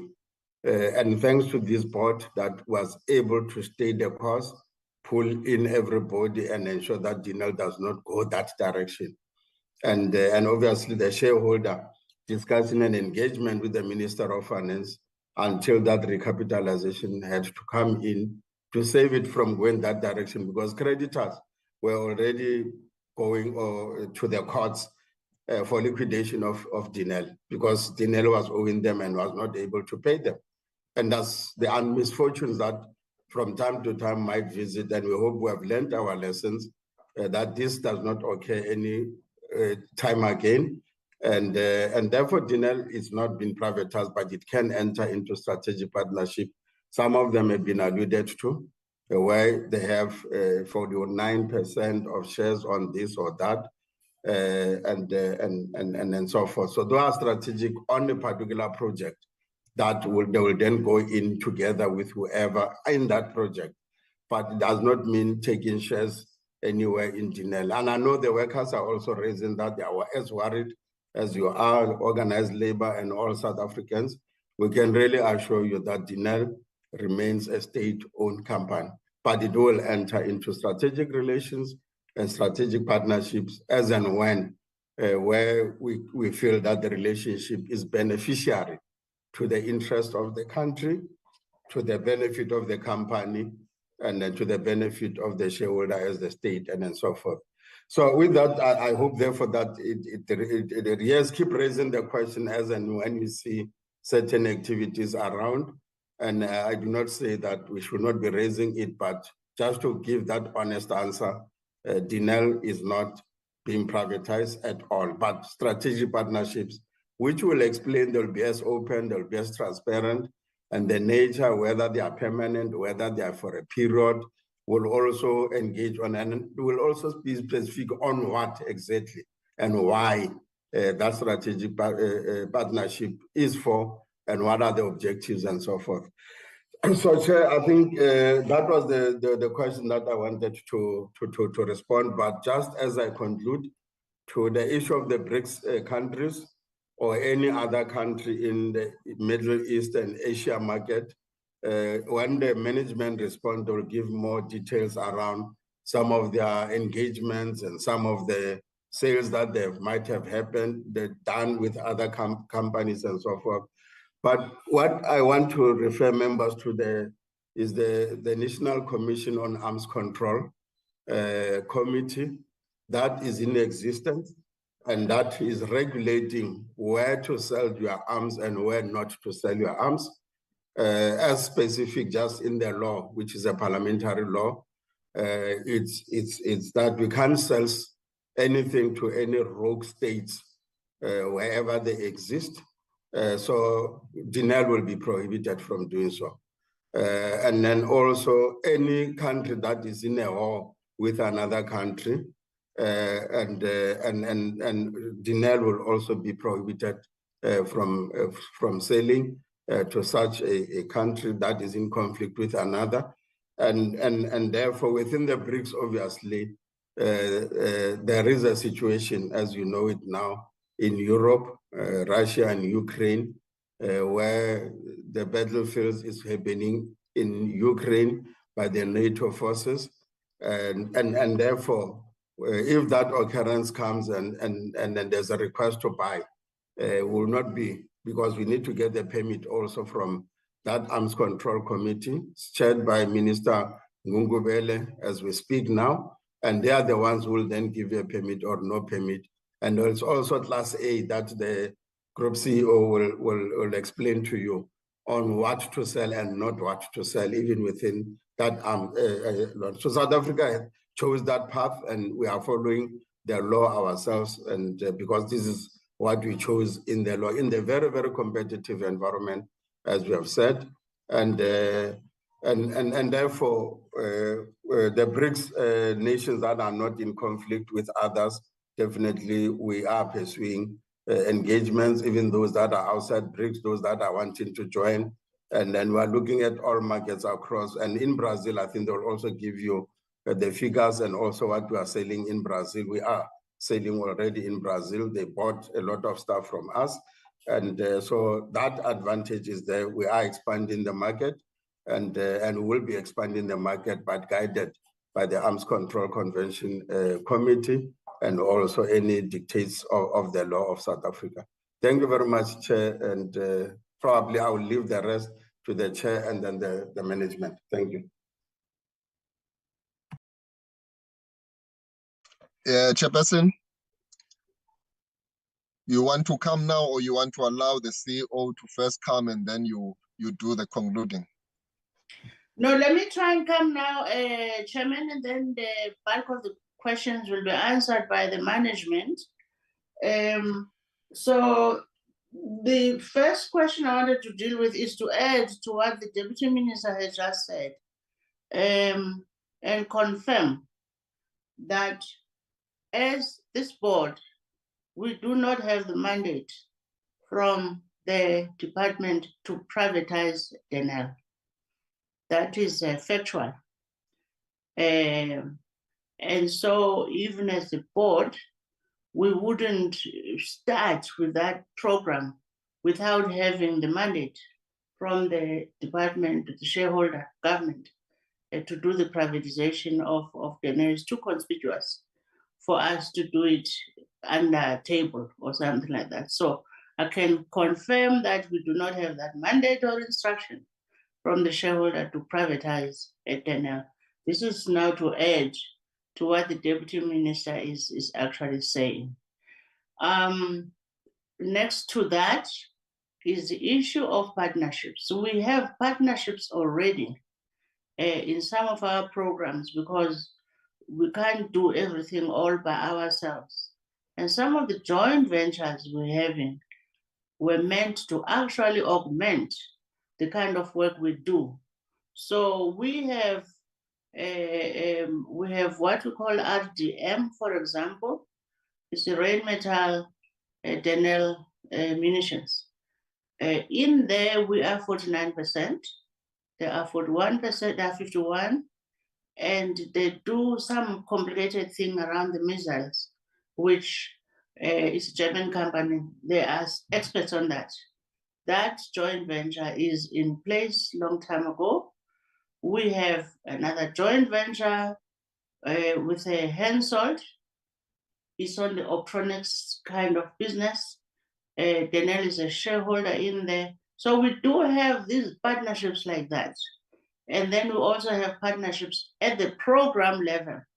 When we're doing a certain program and we need a certain partner, sometimes it's because the market itself we do not know, and sometimes it's because we need capital to be injected into that program, but it's an important program for Denel to be the lead partner in that, and then we partner with people.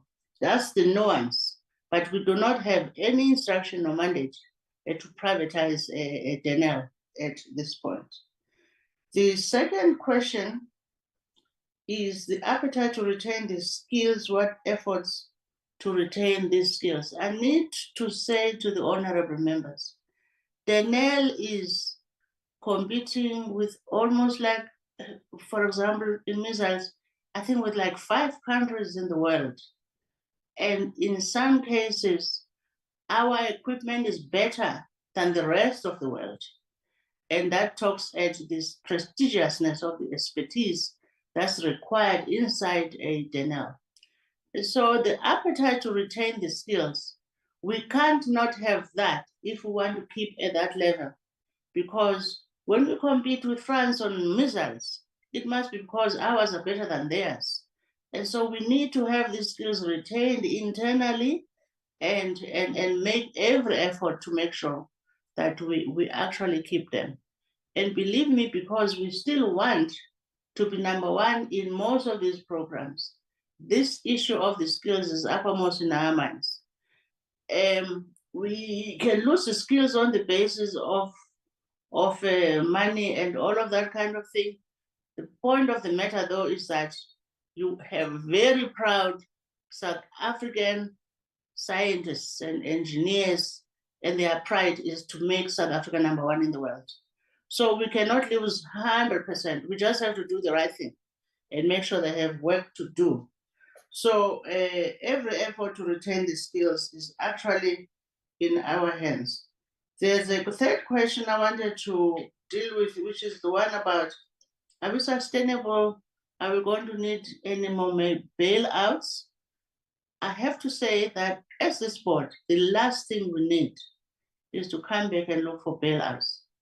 Even for our own egos now, really, it will be very embarrassing if we were to actually have to come back and do that. The place where we are, we have been given a chance to breathe again. And that chance, we are going to use it every possible way to make sure that we're not only sustainable, but we're doing what any shareholder is looking for, which is at some stage dividends and all that. And so I think we have no plan whatsoever to have to come back to look for bailouts and so on and so on. The fact that we could get out of this dark hole with the support of government, with the support of this committee and everyone, with prayers somewhere, means that we cannot betray none of these people now. We have to do right by them and take Denel to where it is supposed to be, mindful that there's market challenges, and we're mindful of that. There's a question on the issue of governance. Is the board intact? Yes, the board is intact. How many members? Currently, we have 8 members, including the CEO and the CFO. We have asked, and we've been given permission by the department, that we can source 2 more board members. We're looking for specific skills on engineering and production and product management, that kind of skill. We're going to look for that, and we will submit to them when we do that. That will then make it 10 board members when we do get them. The committees, what committees with specific statutory committees is the audit committee, which we have mixed with the risk audit and risk committee. We also have the social and ethics committee.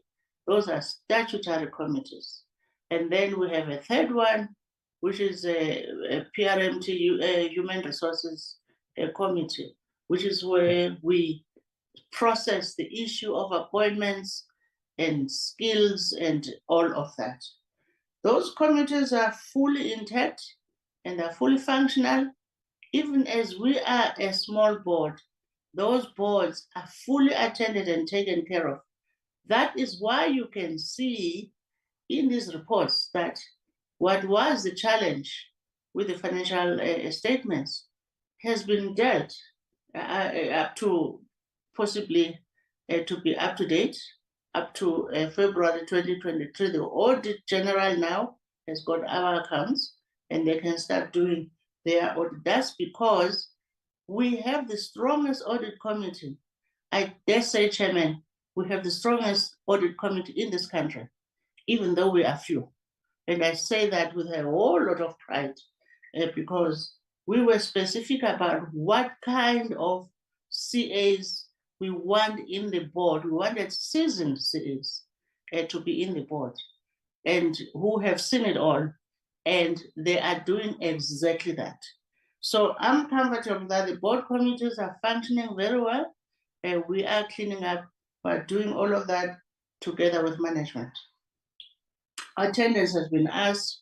Attendance can only be because all these things can only happen because the attendance is intact. There was a question about the IP loss to competitors. Yes, there is. SIU is busy with our intellectual property, how we lost some of it and how to get it back and what is the best way to do that. That is now an SIU kind of exercise. On UAE partnership, Chairman, you asked if we still have that partnership. The answer is yes, we still have that partnership. We are walking a fine line there. At that partnership, the reason it was formed, that reason still remains. That region is very important to us. The challenges we've had with the partnership, we are dealing with them, but we're dealing with them parallel to also strengthening this partnership by making sure that we have our strongest board members there.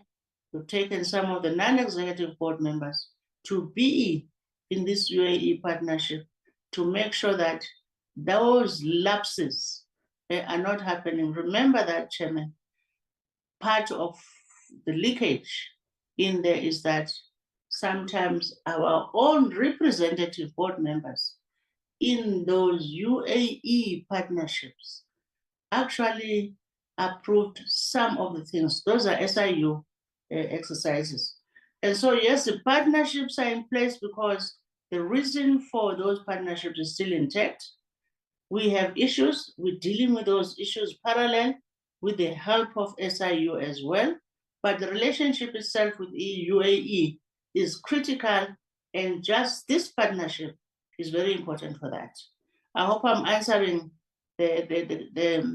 your concern there about why would we still keep them and how do we manage.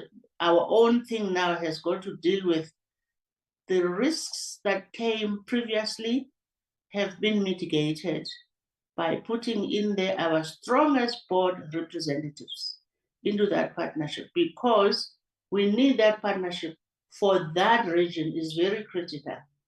Also, Chairman, there's another issue there that I need to put there is that in a country like a UAE, our government is keen on the relationship itself. And so as Denel, we have to be a front line in making sure that those relationships are made to work. And the fact that there were lapses before, we can only take care of that risk, but deal we should do, because government to government relationship with UAE is very strong and we have to make it work. DM has spoken about the BRICS membership. Of the BRICS, the current BRICS, is India and Brazil that we have had dealings with, but Mike will speak a little bit more on that. But I think that membership is important for Denel too, in terms of benefiting from it and do what we can to benefit from that.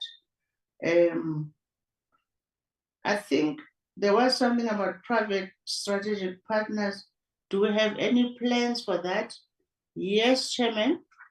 For things that we need as specific partners, because we have to deliver on specific things. And so if we need a high technological partner in something, we will do that.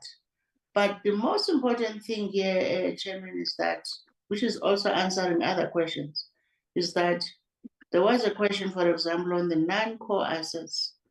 Are we in the black because we're selling non-core assets? No, that's not the reason we're selling the non-core assets. What is non-core gets debated strongly within Denel, debated strongly within DPE. We have a very good relationship with AMSCO.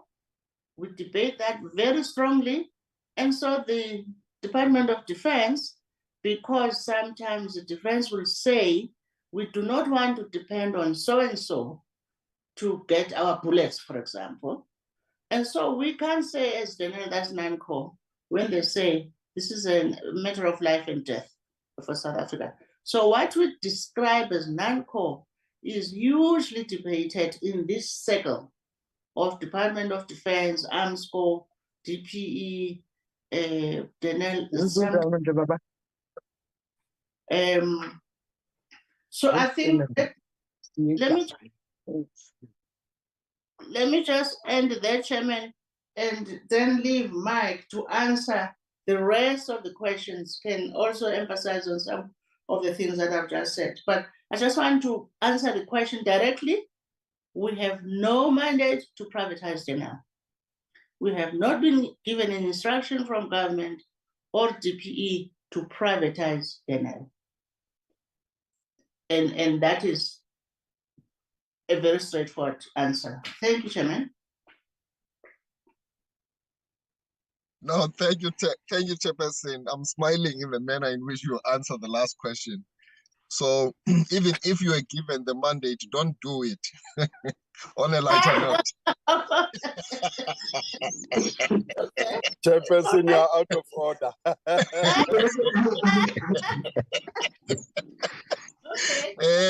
No, let's give the opportunity to the CEO to deal now with the rest of the questions into detail. Acting CEO, over to you. Thank you, Chairperson. I will deal with Honorable Mukause's questions. I think my chair has dealt with the issue of non-core assets, and the DM has dealt with the partnership issue and chair. I'll ask Tandeka, the CFO, to deal with order book and delivery performance against that order book. And then there was an issue around it's essentially diversifying that now into, I think the honorable member spoke about fire trucks and security trucks. What we can say is that we have previously, through our vehicle business, vehicle design business, delivered solutions, particularly to the mining industry, for the transportation of mineral assets like diamonds and gold and so forth. It's an area that we continue to pursue because part of the vehicles that we have may fit into that profile. So it's an area of diversification that we continue to pursue as part of the civil security solutions that we offer. On the part of the fire trucks are not necessarily in our portfolio. Because the type of vehicles that we do are mainly military that are able to withstand explosions and stuff like that. So the fire trucks are not necessarily in our portfolio to look at. I think the issue of retention of skills and how critical these skills are.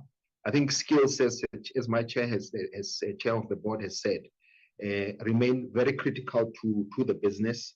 I think the stability that we are creating in the organization, because part of the reason for losing the skills was because of a lack of stability in the business. One, two, was the level of activity that was there. We deal with high-end engineers that like to be challenged in terms of technology areas. I think at the point that we lost some of them, the level of activity had declined quite significantly. I think with the path that we are on of rebuilding the business, that activity will peak in terms of especially some of the engagements that we are having with the export world to sell upgraded some of the weapon systems that we have that are upgraded. That type of activity is the activity that attracts the skills over and above a normal stable environment that has an employee value proposition. People are able to sustain their livelihood. So the turnaround that we are doing to stabilize the business is part of a retention of some of those skills and an attraction with the new work that we will be doing. I think the Honorable Bebe also mentioned the issue of the skills lost over the years and their importance. I think the skills are very important to the business, and that is why we are looking at attracting. And we have started a process of, for now, because of the restructuring that we are busy with, to bring them in as contractors. The intention being to subsequently convert some of them into permanent employees, especially where they form part of the core team that supports sovereign strategic capabilities. We are going through a restructuring effort. It sounds like a contradiction, and it is as a result of the skills mix that we have, where we had more of the administrative support function skills as opposed to the engineers and scientists that we need the most. So the restructuring deals with fixing the skills mix so that we have the correct skills mix in the business. What we are also doing with the restructuring is reskilling some of the people that may have some of the base skills, technical skills that can be maybe utilized in other operational areas that may have that shortage of skills. So the restructuring is really to fix the skills mix in terms of getting more of the engineering and the scientist skills. It is to reposition the business in terms of a shared services model, whereas before the different divisions had their own support functions, we are centralizing that to bring efficiency, as well as reducing the number of entities from the current 6 divisions to 4 divisions. So the restructuring over and above loss of some of the jobs, it also deals with that. I think what we can also report to the committee is that we have by and large dealt with the restructuring and the retrenchment through a voluntary severance process.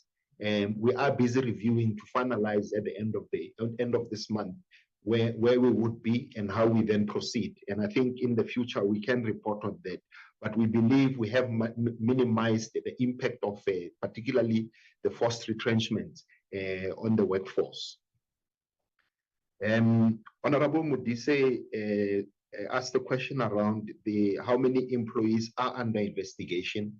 We can provide, we don't have that information readily available.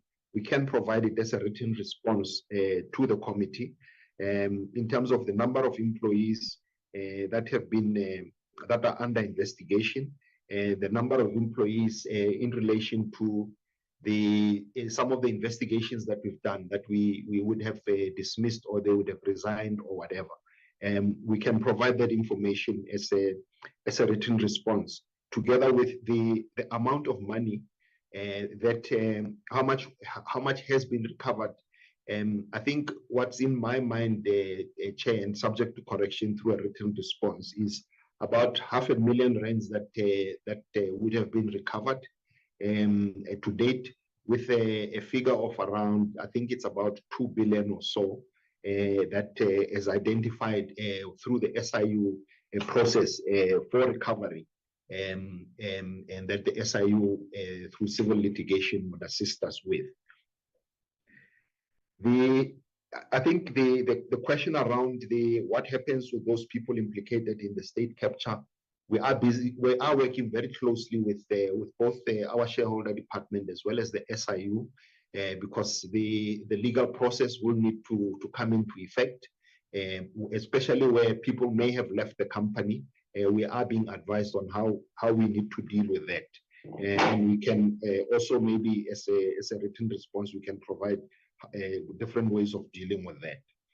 The Honorable Magwala's question around creditors, my colleague Tandega will deal with that, as well as I think it's a sensitivity analysis on our corporate plan and the sustainability of the corporate plan, which talks to a secondary strategy. I think the honorable member spoke about a secondary strategy. What we've done is a sensitivity analysis of the corporate plan, what if this and that, those scenarios.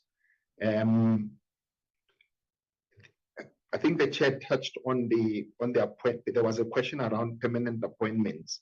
I assume it's around the executives. There's a process that the board is running with to ensure that it creates stability in the business going forward through stable leadership.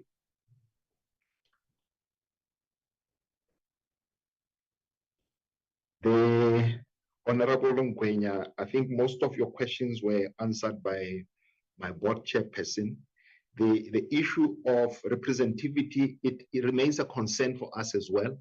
I think with the loss of skills and people that we've had over the years, our demographic profile of the organization has changed, and it's an area of focus going forward. What we've even requested of the Department of Labor was for us to conclude on the current restructuring plan so that we can define an equity plan going forward that looks at the demographic profile of the organization and how we shifted towards representing what the population of South Africa looks like.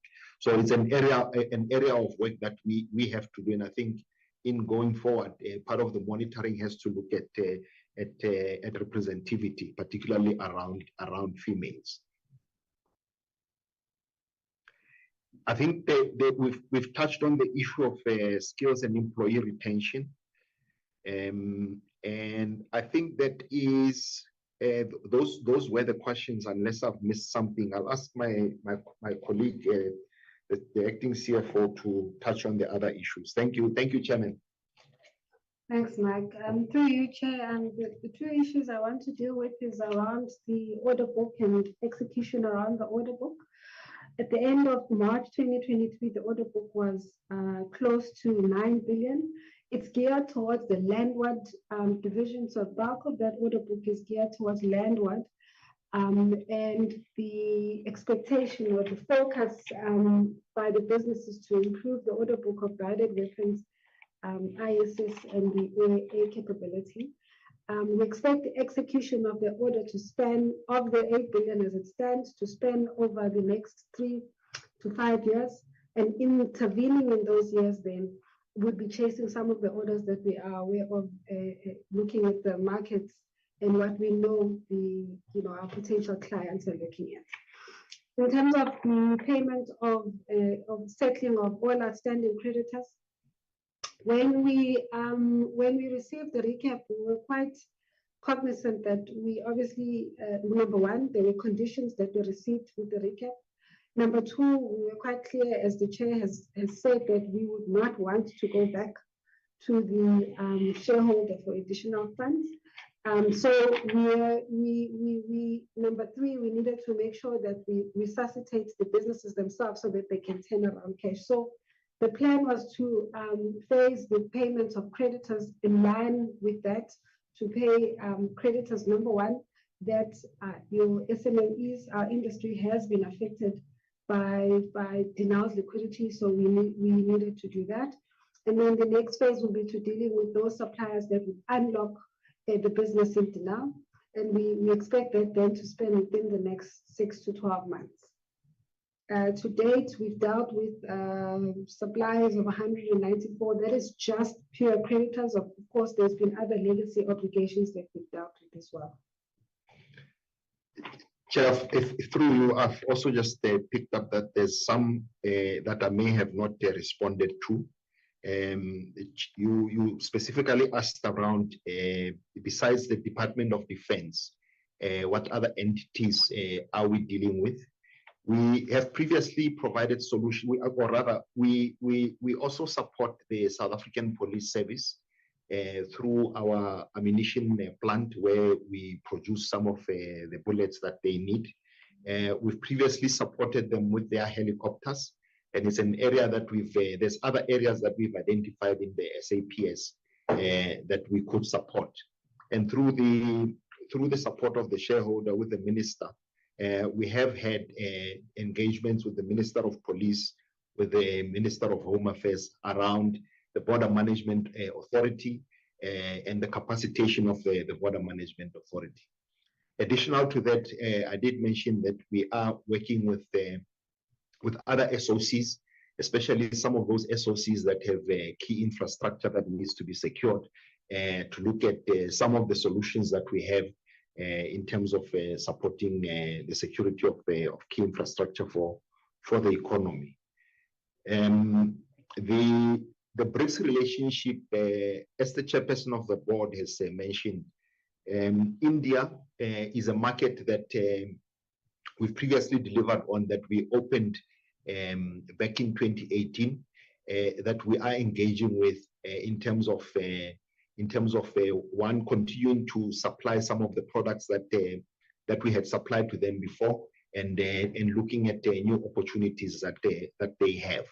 And it's an area of focus in terms of our business development strategy. Brazil, we under the Department of Defense, we did a joint development of what we call a 5th generation missile with the Brazilians. We completed on that development. The next phase of it is to look at their requirements, particularly for that missile, and how we partner with them in terms of production of the missile for their aircraft going forward.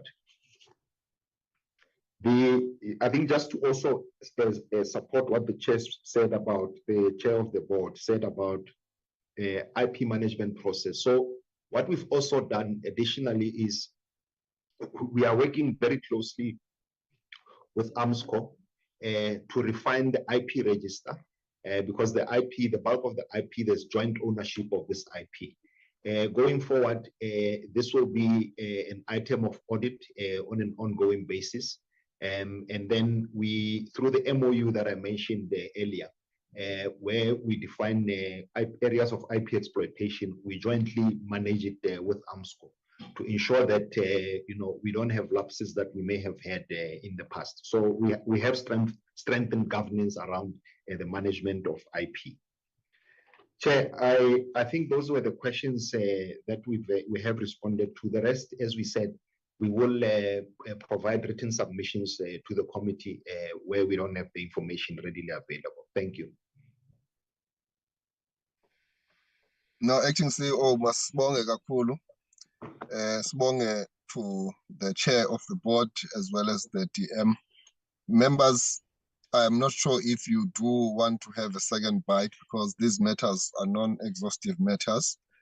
And as the acting CEO says, that they will make a submission to answer some of the things that require statistics and other information that they don't have at hand right now. So if there is no follow-up question, I see Honorable Makwala has raised his hand.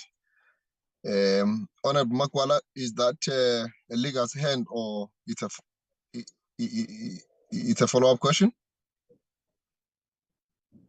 It's a very fresh hand, Chairperson. Very fresh. Okay, Honorable Makwala. Yeah, okay. Let me thank the department for answering the questions. But Chairperson, the lady that was answering the question in terms of the debtors, she was speaking very fast. I couldn't hear. She spoke about figures. But if she can just repeat, because I couldn't hear properly when she was done. She was giving the answers, so I couldn't hear properly. She was speaking very fast. She didn't get my volume up. That's all, Chairperson. But thank you for answering all my questions. Thank you. Honorable Makwala, maybe we should then ask that those details pertaining to the numbers and the other statistics should be part and parcel of what will be submitted in a written form. Maybe it's you who was far from the speaker, because we could hear everything that she says. Just for the spirit of not delaying the meeting, if you don't mind, that we can ask that information should be submitted. No, I don't mind, Chairperson. I'm sorry, it's fine like that. Thank you. All right. Okay, thank you. Chairperson, just maybe as a parting shot on your side, there are these 3 critical posts which you intend to fill.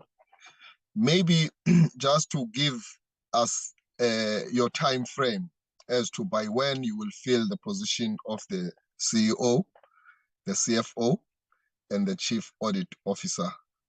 It would be great if we were to know.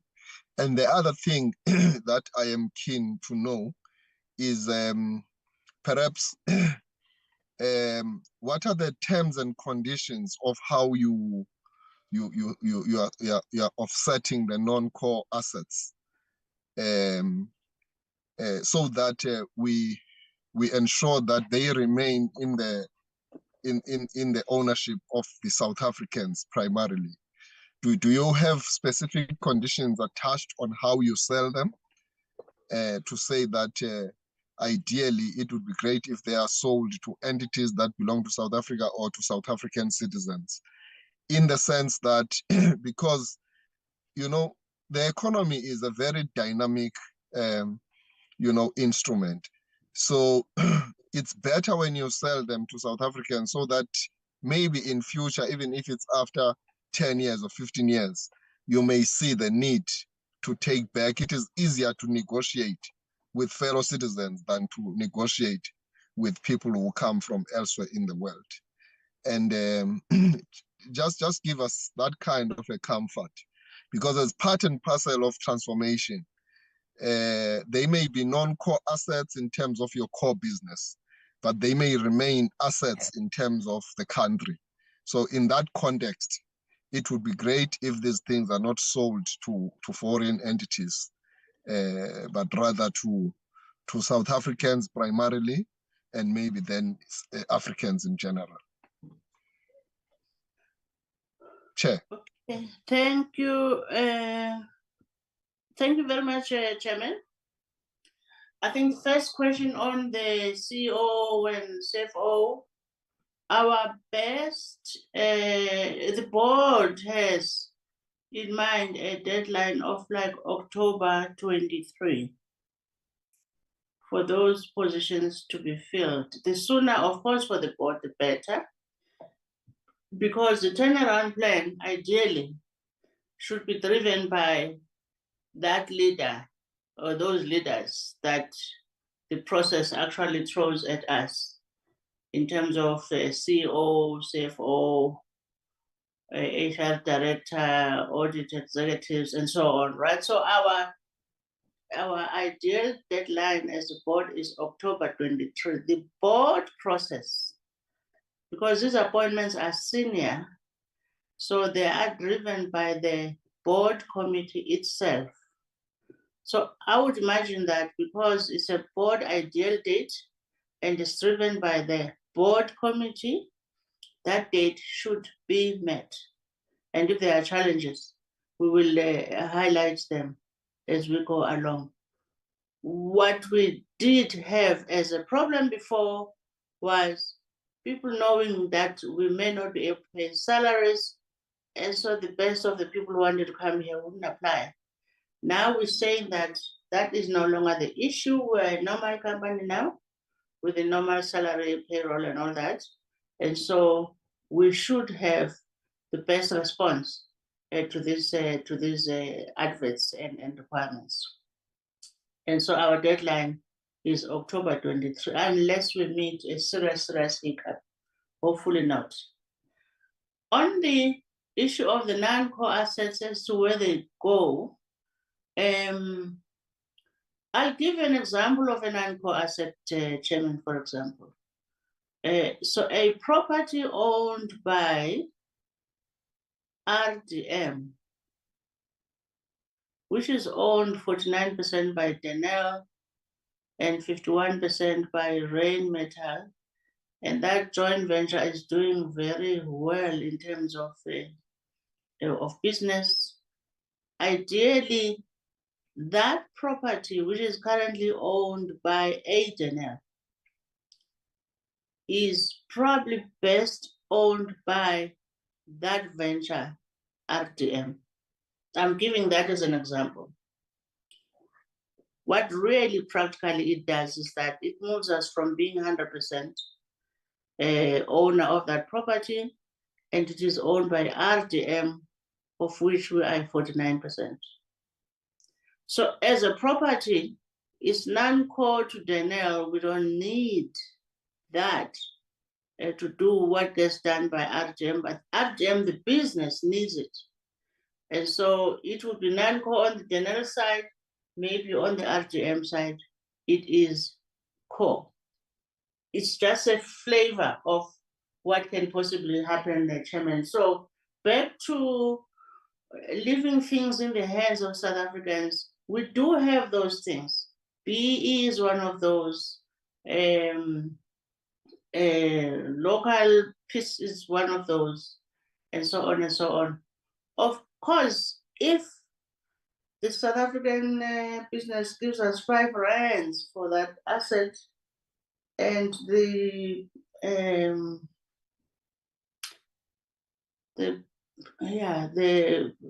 Brazilian business gives us R1 billion, I think South Africans will kill us again now if we went for the R5 and let go of the R1 billion. But that's a conversation to be had at the time. But ideally, and I agree with you, that first prize is if these remain in the hands of the South Africans, unless there is a serious reason for going the other route.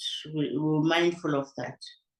Just to emphasize again, Chairman, that even as we say something is non-core as Denel, once Department of Defense says, because it's a national key point as an example, I'm just giving that as an example, because that property is a national key point, whatever that description is, as defense, they would not like to see it sitting in anyone's hands, including private sector in South Africa. We will listen to that very carefully, and because we are a sensitive company, that's another thing. But we will do our best to release money where it's trapped unnecessarily. So like most of these enterprises, they have printing businesses, they have catering businesses, you don't need that. So all those things must go. And of course, they still get debated. So be rest assured, Chairman, that we won't be reckless on this non-core thing at all. Absolutely not. Thank you. Now, siyabonga kakhulu, Slalo. I think now you have provided the answers to all the key critical questions which were posed by the members. On behalf of the committee, I wish to express my sincere thanks to the Deputy Minister, Honorable Obed Bapela, the Chairperson of the Board of Denel, Mayor Gloria Sirobe, as well as the Acting CEO and the entire team of the members of the executive. We really appreciate for coming to this upper house of parliament to brief the members.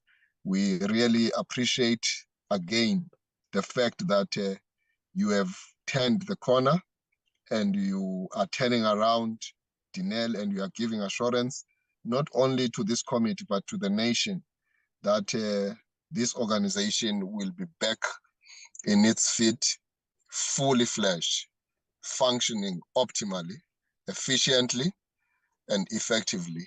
And you are taking it back to its glorious days. We wish you all the best.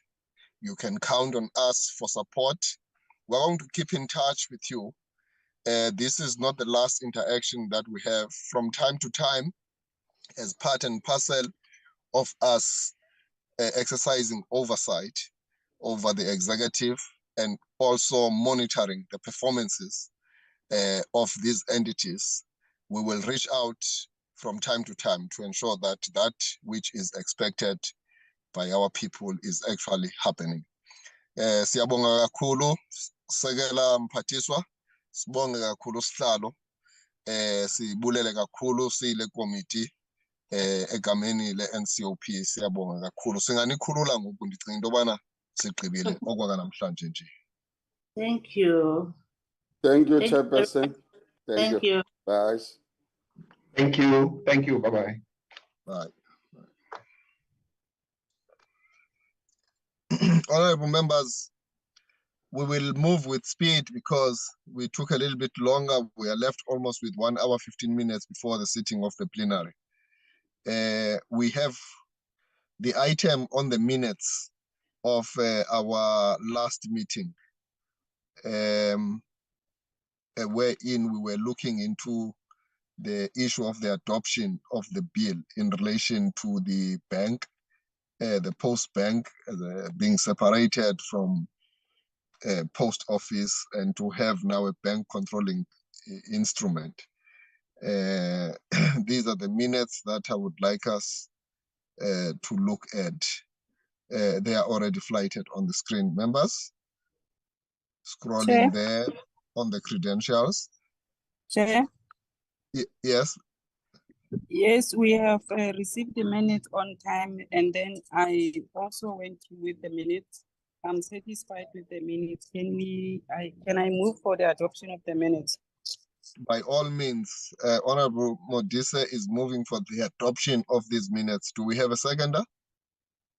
Ngwenya seconder, Chair. Umamungwenya is seconding the adoption of the minutes. Now the minutes have been duly adopted. And thank you very much, members. That was the second item on the agenda. Amanda, do we have another set of minutes? No, Chair. We only This have was the one set. Okay, thank you so much, members. That's it. I think that we're very efficient today, and I want to thank you the manner in which you raised all those constructive questions with Denel. This was a very, very critical meeting to interact with one of the biggest SOCs in the country, which is one of the central outfits that are an asset to the Republic. I think they have given us comfort, and I hope that they are really being honest and truthful and sincere in what they are telling us. But I know Mayor Gloria Sirobe very well. As you know, she was also leading the Solidarity Fund. She did exceptionally well. She's a well-accomplished woman, and we have confidence that the ship under her piloting is actually going to take this company back to its glory, as I had indicated. I want to thank you, members, and say that the meeting now stands adjourned. We will meet at the floor of the House at 2 p.m. Thank you very much, members. Thanks very much, Chair. Thank you, Bye. Baba. Thanks, Thank you. Baba. Baba. Nkosi yesizwe.